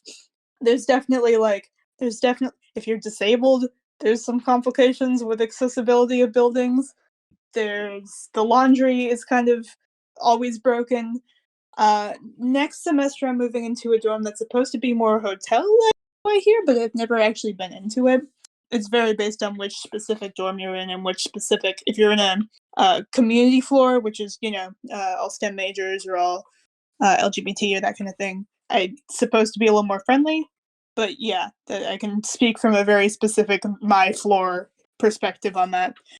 I heard it was really hard to get like dorm living in SJSU. Is that still true now? When did you hear that? I don't remember. It's definitely hard to get the certain dorms, which are like the fancy ones with big living arrangements and specific suite combinations. I think for a freshman, it's not too hard to get into a dorm, though. Oh, okay, that's good to know. Yeah. I guess I'll plug this in for USC. Your dorm will. Do you have like multiple dorms? I lived in you have normal dorms, which are like the standard. Like everyone is put together in like a hall and they have a shared bathroom. And then they also extend to like apartments. So like some dorms will have like a kitchen, like a kitchenette or separate like private bathrooms. I was lucky to get like the apartment style my first year. I think it should also be said that after you're guaranteed housing for first and second year, but then after that you're kind of kicked out and you have to like live off campus because they don't have enough space for people. And the area around USC is very sus. Susstown McSusstown. Same with SJ. Yep. Yeah. Same with SJSU. I mean, okay, I would argue that SJSU is located in an arguably nicer area than USC, which is downtown LA. That's true. USC might beat us, but relative to most, I think we're pretty bad. Yeah. But it's I will grant you that honor, though. Yes, honor of located in the most sus area. It's not as bad as like the parents will have you believe, where it's like the second you look in the direction of off campus, you die. Yep. No, but it is like certain areas you probably should not try to like rent property in unless you either know the area, are local, or present very like don't touch me or die, even though like the rent there will be cheaper. But there are like areas, like the area directly north of campus is pretty good for like housing in like your upper years. From what I've heard from at least like my gen ed classes, the people for like undergraduate freshman sophomore housing, people living in dorms, like the dorms that are like communal bathrooms, etc., they hate them because the communal dorms on our campus are the oldest buildings on campus. They're ass. Oh yeah, they Okay, have no AC. Yeah, no AC. Yeah, no AC. Communal bathrooms are always crazy because for some reason 18-year-olds and 19-year-olds cannot self-care at all. AKA, where's your aim? The toilet bowl is right there. Do not put hair in that hole. Please put things in the trash. Please don't flush certain things down the toilet. Stuff like that. But it's like if you get an apartment style or a suite style, you're pretty much good to go. Where it's like you have AC. Hooray! At least in like some rooms in the apartment. We have a nice area called the Village, which is like gentrification 101, but there's like a lot of dorms in that area and they're all new, like less than 10 years old, so they all have like AC, good furniture, good, yeah. Yippee! The housing in the Village is mainly like for sophomores and stuff. But in general, I would say USC dorming is good if you're not in like a communal dorm, because then stay safe out there. Oh, also the walls are really thin in communal dorms, so it's like, why are they listening to this at 3 a.m.? Wow, so. I'll do a USC plug actually, even though I don't go to USC, and that the nice thing about big colleges is that they have like stores and like shopping areas inside the campus or very close. Oh yeah. So you Target can Trader Joe's plug. Target Trader Joe's plug. So true, because for smaller schools or certain art schools, I don't think Art Center has this, and I think CalArts can relate. Is like if you want to buy something, you gotta walk 30 minutes to Target or Oh my Vaughn or god. something. It's like very There's like nothing suburbia. in Valencia. Is there Oh. public transport? Well, This is California. California. Man, SGSU, San Jose has amazing, or not amazing, but like very good Are you transport, and you talking get it. about BART? I'm talking VTA, which is just Oh, around the okay. local VTA is area. fine. VTA is VTA is fine. good, especially given that you get it free when you're at the school. Oh, And that's by those crazy. standards, it seems really good because it's all Oh, that's free. crazy. Yeah. We don't even get free passes to the metro, and we have 2 metro stations on Yeah. campus. Oh no. Dang. Which is like It's so not. goofy. It's like $3 for life or something. Yeah, I'm like, okay. USC plug again. Right across the street is the LA Museum of Natural History and the Science Center. Super cool. You get in free to both. The Natural History Museum because you're a student, and then the Science Center is like free.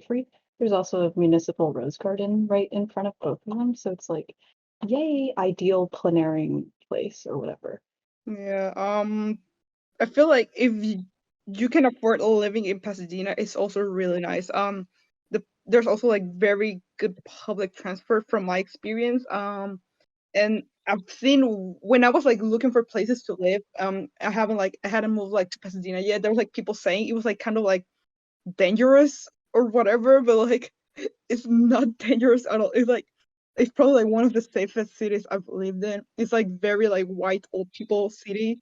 There is like, of course there is like homeless people like in every single fucking city, and every time something happens they send like 5 fucking cop cars because it's fucking Pasadena. So like it's very safe, it's fine. There's also like the Gold Line station is also like right there. And everything is also from my experience like very walking distance if you're like in Old Town, if you're living like in Old Town or like anywhere around that area. But aside from that, no dorms, I guess. RISD public transport. There is a shuttle service that RISD runs, I think, that operates, I think, after 6 p.m. It is not terribly good, because it doesn't really do timing correctly, but it will transport to you, I think, anywhere within like I think 2 to 5 miles of campus, which means that you will be able to get to Walmart. There's also a train station in pretty walkable distance, as well as a bus system in Providence that you do have free bus access to. Nice. Good. Swag. CalArts has one shuttle that goes to a dying local mall. Yay. Yes. Oh yeah, I guess I should also mention our center does also have a shuttle. It runs from all the way to from Hillside to South Campus, and I'm pretty sure it runs until like from 7 a.m. to like 11 p.m., which is like basically when all classes are like beginning or ending. So yeah, we do have that if you want to live like anywhere near Old Town and don't have a car. I think there's also like the Pasadena bus. I forget what it's called. There's also like a bus that like goes all the way to Hillside, but I think that takes like way longer than the shuttle because I think the shuttle takes like 20 minutes and the bus takes like an hour. But you can also get like a Pasadena bus card.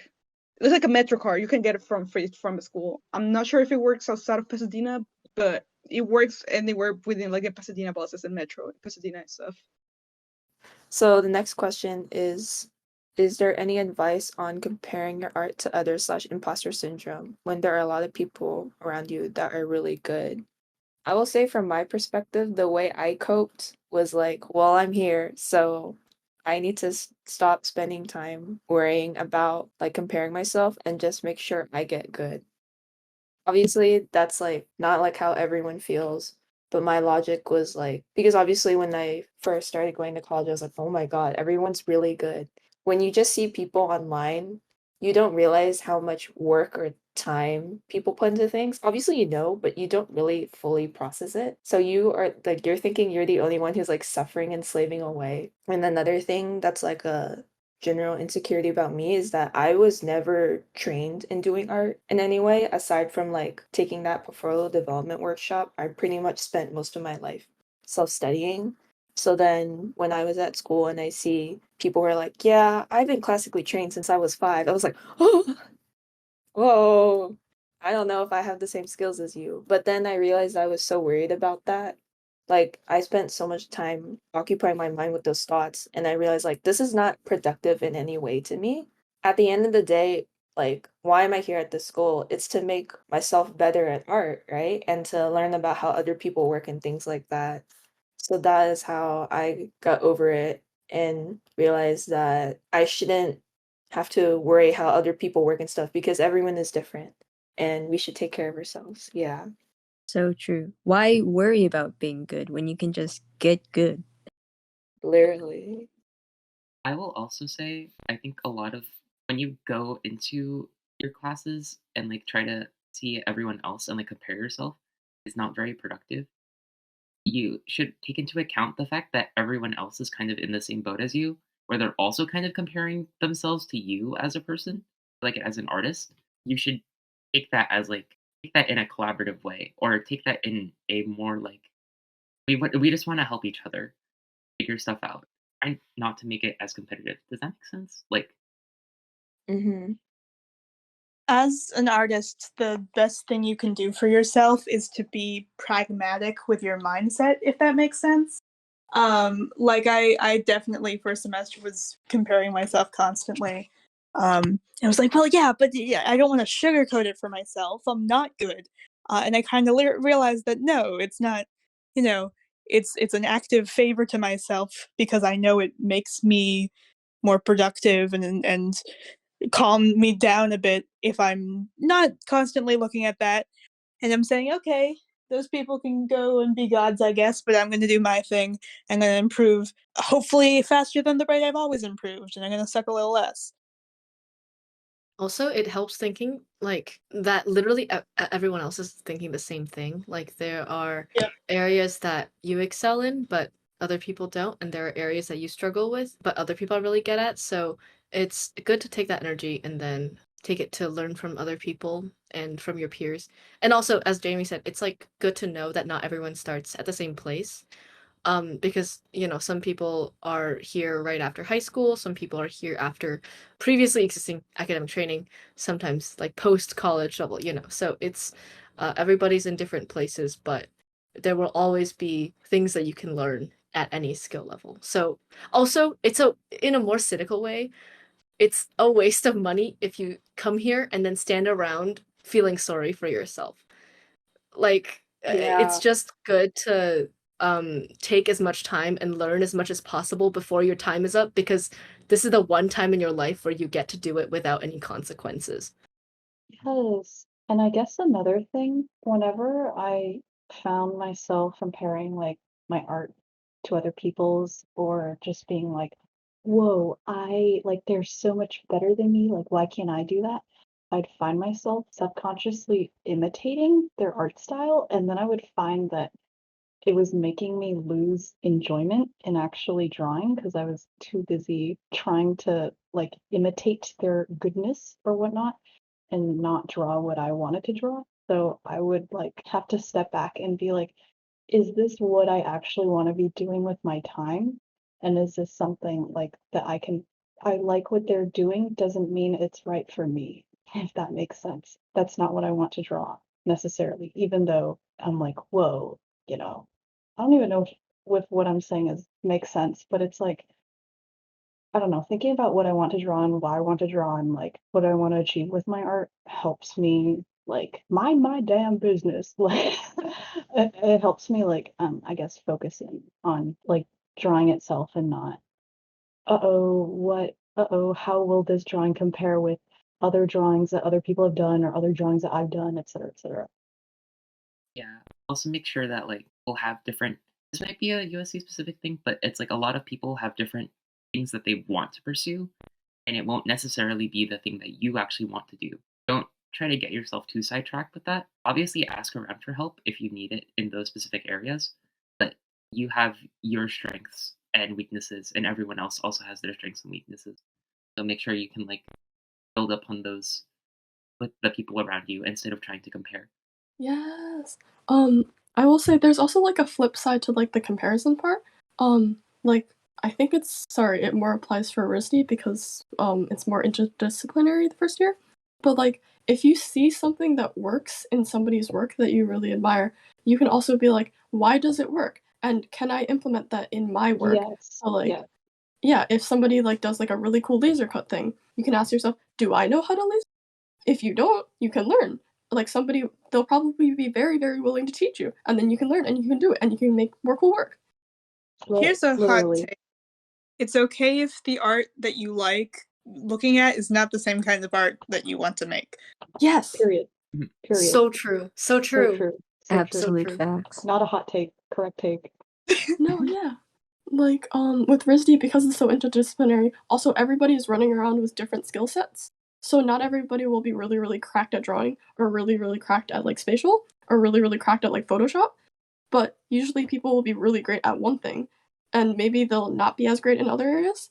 You will see their work and you'll still be like, wow, how do you do that? And it's like, you like think about it objectively, like you separate yourself from it, and it's just like, I am never going to make a functioning gearbox that like pops up and like gives you a surprise. Like that will never happen for me. But it's still really cool. Yeah, I'll often I'll get inspired by certain art, like high fantasy renderings and stuff, and then like that inspiration of like, whoa, art's amazing, will lead me off, and I'll make something completely different and super simple and flowy and stylized. Also, I don't know if this will apply to all schools, but at least at CalArts, when I see people's art, and I'm like, well, how do you do this? You can literally just ask them. Like, I've had Yeah. a lot of fun talks in like the computer labs and stuff, where maybe I don't usually talk to this person, or they're like an upperclassman, and I'm like, hey, this is cool. How do you do it? And they'll be like, well, I did this. And then I'm like, wow, I've gained knowledge. I know more. People are usually very friendly, and if you ask, they will usually explain it. The next question. So the next question is, are any of your peers taking online courses? If so, what do they gain from it? And yeah, another person basically asked, do students also take supplemental online classes in addition to their schoolwork? I'll be honest, from my perspective, no, because first of all, college already costs so much, and then it's already going to be a lot of schoolwork. Like, I do know some people who take very specific classes, but they're more like mentorships they have with like an industry person. Like, they're definitely going to be much more like specialized rather than like a general course, because most of your time is already preoccupied with the main course. I know some people, including me, are going to take like a class during the summer, but obviously that's different than taking something during the school year. Yeah, it's usually Yeah. pretty hard to square additional classes, especially classes that, yeah, I'm just repeating the same thing Jamie said. It's hard to fit into your schedule, and also if you spend time doing additional stuff, you won't have time to work on your schoolwork, which is the stuff that you've paid to work on. So yeah, it's usually you would do it during the summer. That kills me because in high school I tried to access all these online resources, and now I'll constantly get emails like, hey, we have 4 hours of free figure drawing, and I'm like, I really want to, but I gotta prioritize the things I'm actually signed up for.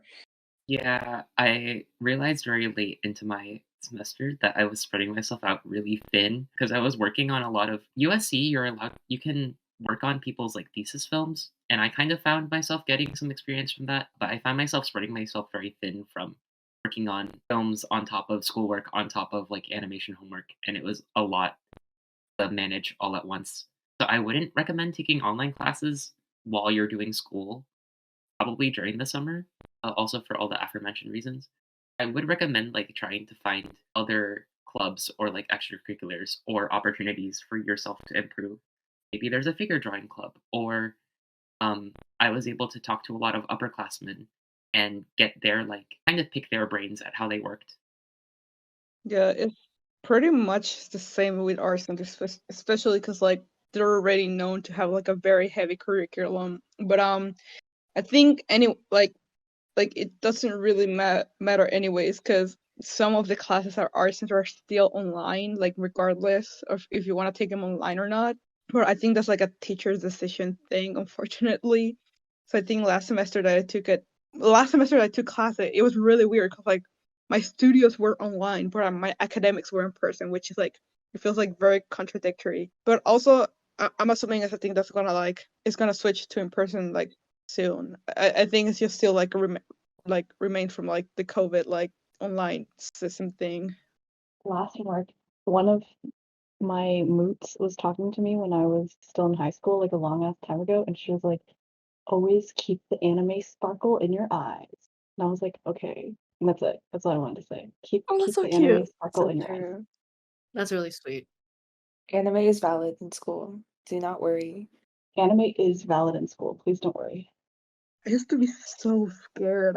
I think into like animation. I was like, okay, I got to get serious now. I have to like not like anime or at least like it low key. And then I think during season we went to like we did like a tour at Titmouse, and I saw like so many people with like anime like stuff on their boots or like on their computers like listening to soundtracks, and I was like, no way, I can actually like anime. It was like mind blowing. It's like so dumb. God, day one of school, the amount of people specifically wearing Hatsune Miku merch. You're Oh gonna my be god. For the teachers at RISD, I'm not entirely sure if they are with the times on what things are. I had a friend submit just like had to make a little thing. She made Kirby out of cardboard, and the teacher did not know what Kirby was. You have a lot of flexibility. I included a Hatsune Miku song in my drawing final. The teacher did not know what it was. Yeah, art center are very hit or miss when it comes to that stuff too. I think some of like the instructors really don't like anime because they're very like old timey Disney, and other instructors are just like, yeah, I recognize like Hatsune Miku. I have like a few figures of her, and I'm like, what the fuck? It's literally just an age Oh thing. yeah.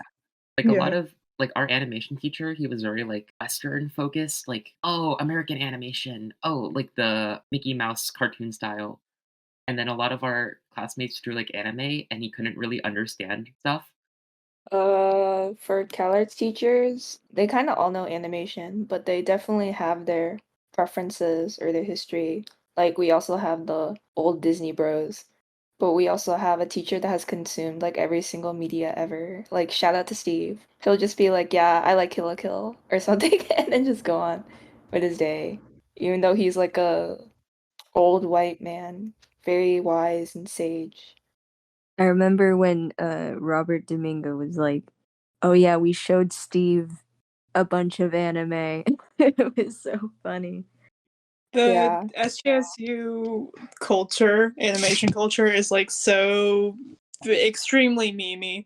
We have in the art building, the girls and boys bathrooms both have separate giant Megamind shrines, and the girls are Aw. winning the record. So even if a teacher's not like personally like with it, they have to tolerate it because it's all of us. We have a skeleton model, and his name, I forget what his name is, but he's named after the dog from Hades. It's just kind of the thing. Honestly, the only reason I like didn't drop out of art center after my first year when I was having like a crisis is because my storyboard instructor was like, is like really into anime, so he understands like all of that stuff, and I know like I will probably not get like the same instructor in any other school. That was just like I need to stay at art center for him. Yes. W professor. Huh? Win professor. Winning teacher. Winning instructor. Honestly, he's like the only instructor I'm at art center for. I owe him my life. God, the thing about like the one thing keeping you in school, oh my god. God, it's real. So real. For RISD, it's like literally just like life is decent outside of class. The food is good. No, because they'll literally do like little things. They'll like have like a whole finals event package that's like wellness during finals, and they'll like do like a little thing where it's just like, oh, you can get a free massage here. You can go pet a dog here. Oh, we have that. Like one time during this finals, we had like a little day where the Met served like fair food, and it was really cute. All of my friends collectively were like, "Oh my god, this is keeping us from going insane." Oh. Yeah, I truly believe art center is like if you're having like a specific niche and well, not niche, but like a specific thing in animation you want to pursue. It's probably similar to every other art school, but I feel like if you're gonna go into art center, it's better if you know what you want to do. I don't know how to explain. Like art center does not breed story artists. So if you want to go to art center for storyboard, you're only gonna have luck with like 2 classes and like this single instructor we have at like animation. Outside of that, I don't know. They don't have like enough classes to like specialize in a specific thing. That's not like CG or like fucking concept art, League of Legends, Riot pipeline things. I'm surprised because their application is so story driven.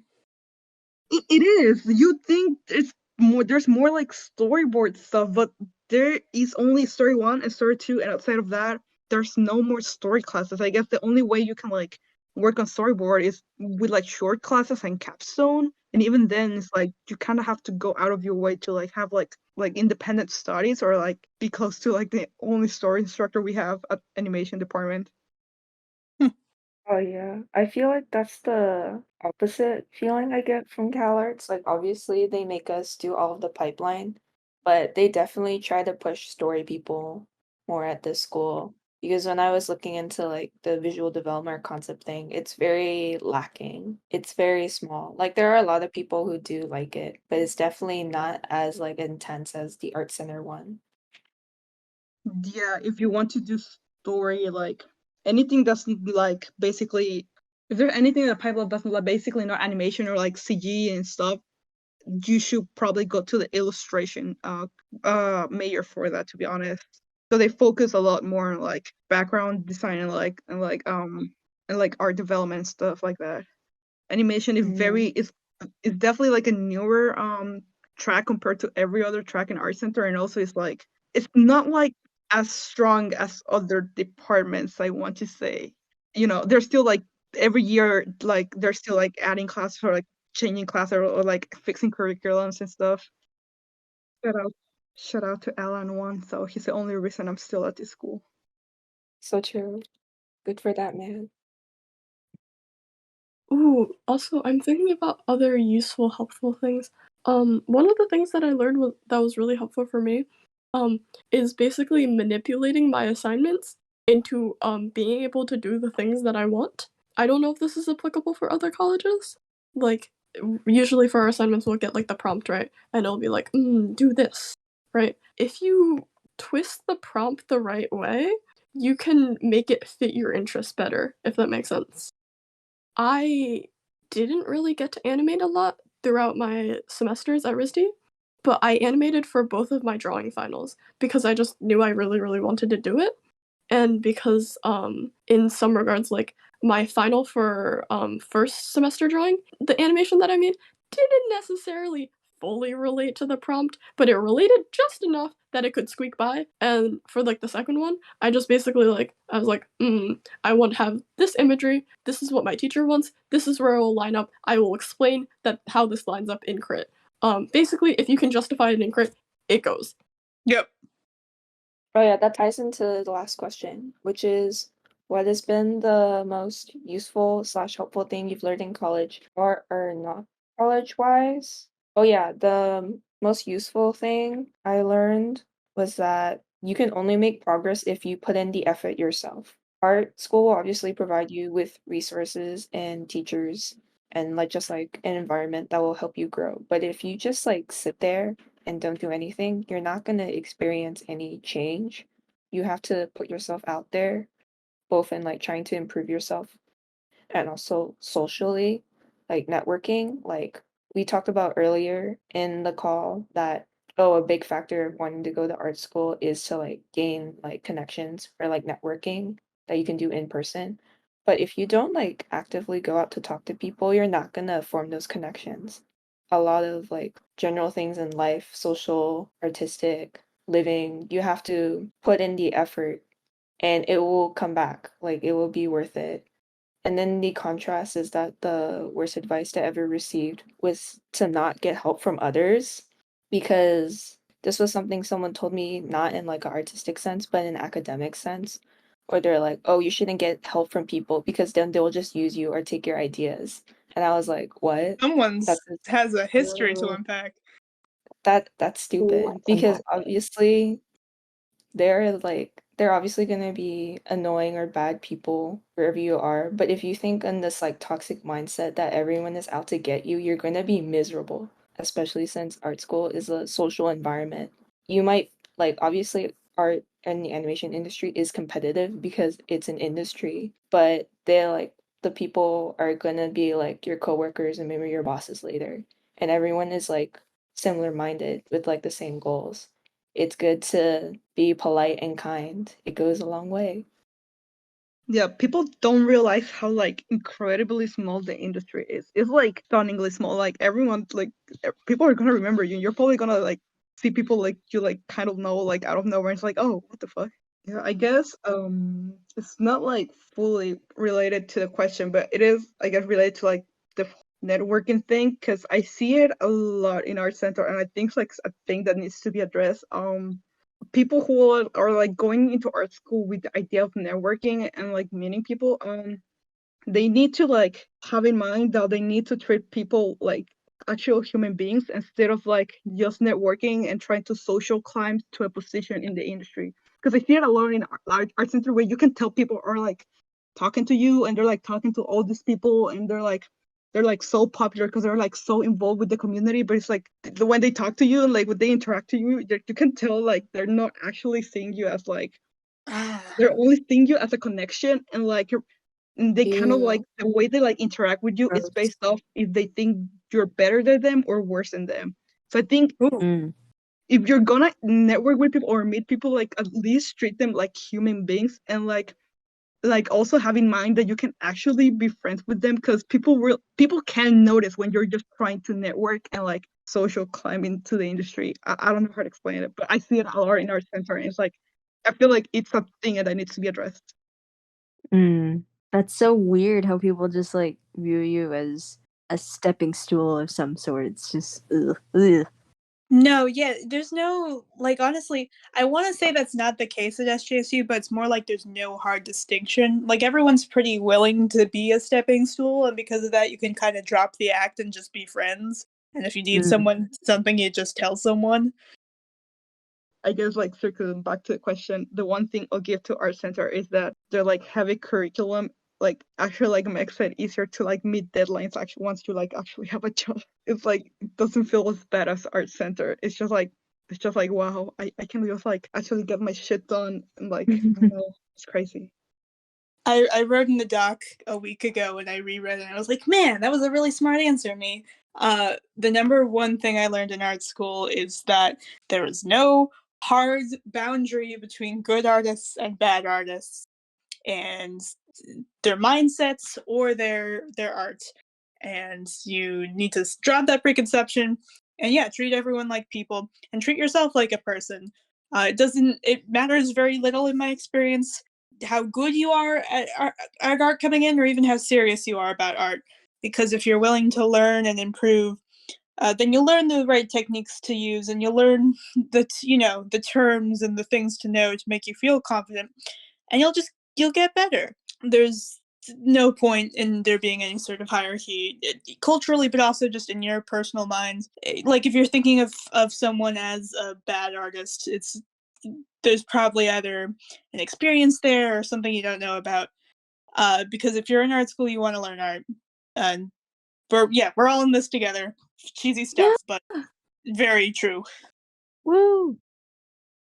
I think when it comes to like critique, usually I also do like a sandwich where it's like you give them a positive about their work and then follow up with meaningful critique. Learning the difference between technical critiques and creative critiques is very helpful because like something may be fundamentally wrong, like the eye is wrong, and that would be technical versus creative where it's like I think the story should be different from this or I think your character's personality should be different. Like when people ask for a critique, ask them like clarify what they want in that critique so that way you don't steer in a different direction than what they want you to do.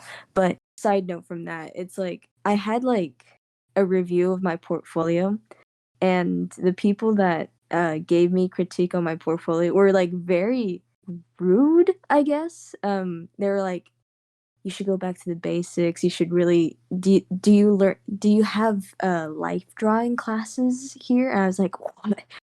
God, Yes. the worst thing is when very well-meaning people. I've had this like I have two specific instances of this. One of them was like 5 years ago, but I'll never forget it. Where I put an animation up for critique, and someone was like, "Have you ever heard of the 12 principles of animation?" And that was the worst thing anyone's ever said to me, and they meant it so sincerely. Yeah, it's like I wish you could have said that better, but like sometimes negative critique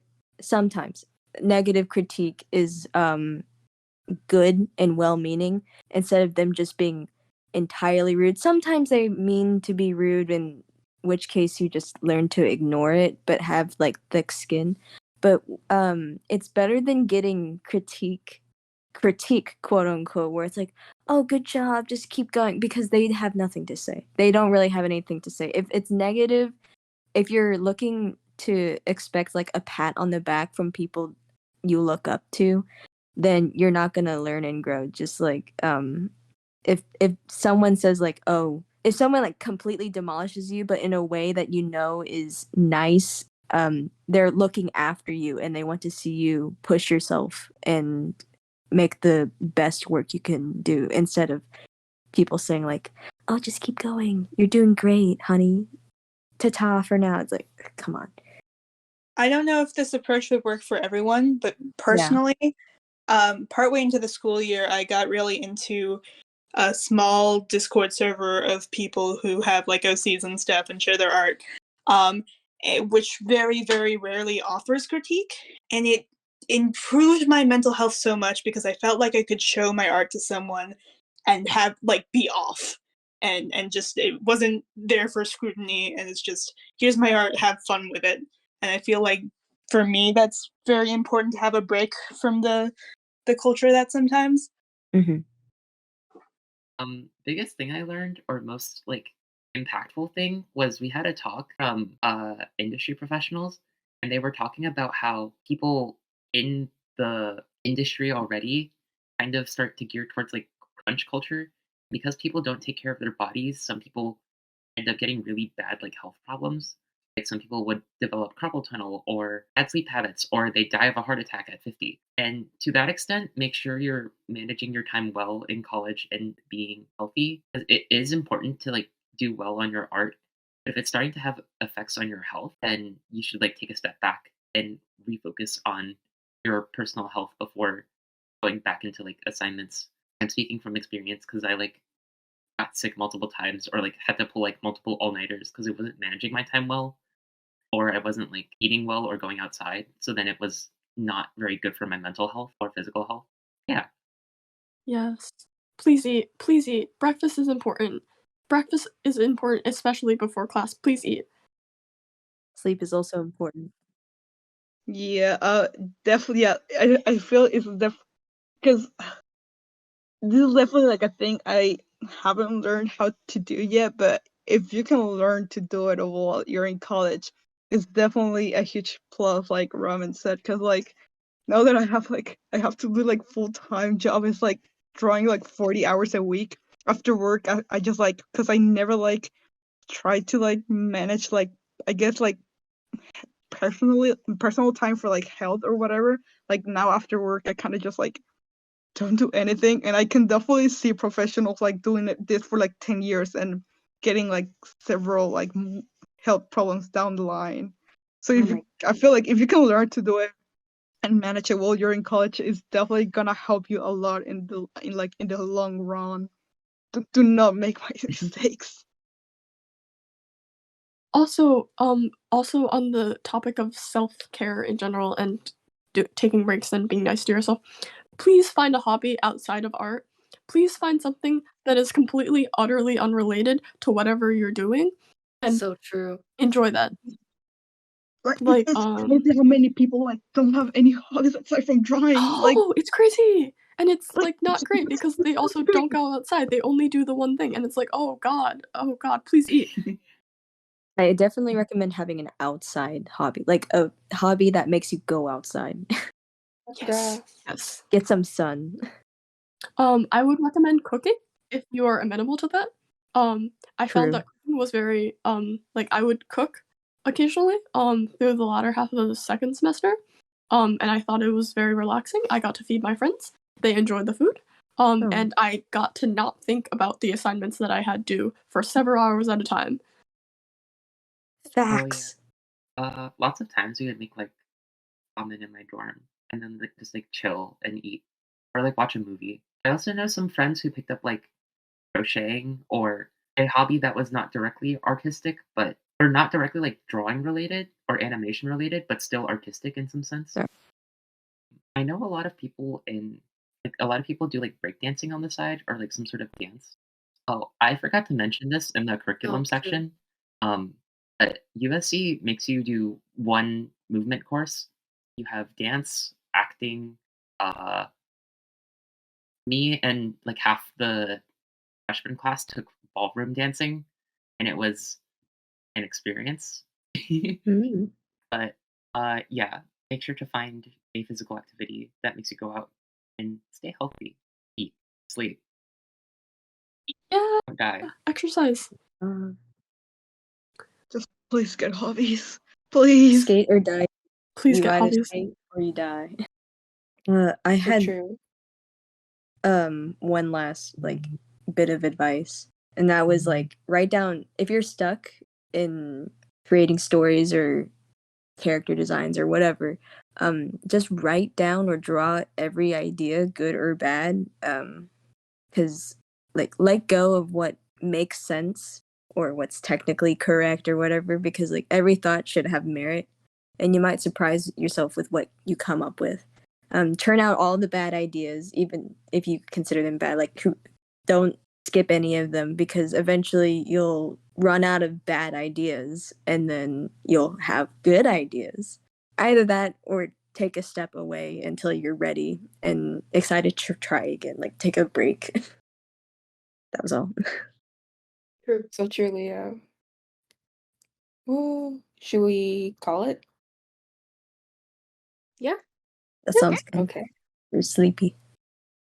Woohoo. Woohoo. Thank you, Okay. Jamie. Woohoo. Little outro. If you have watched to the end of this video, congrats, because this video is probably really long. Yay. And thank you so much for watching this video. I hope it's really helpful. And if you have any questions, please comment down below. Or if you have really specific questions you want to ask people, you can just ask or DM us. I'm pretty sure all of us are really chill. I will be putting everyone's socials in the description and also be editing them at the introductions and outros. And yeah, just give us any feedback if you want to know what we can do for next year. And if you don't like something about the video, let us know too, so we can keep making this better. Yay, bye-bye. Yeah, bye. Bye, guys. Bye. Yeah.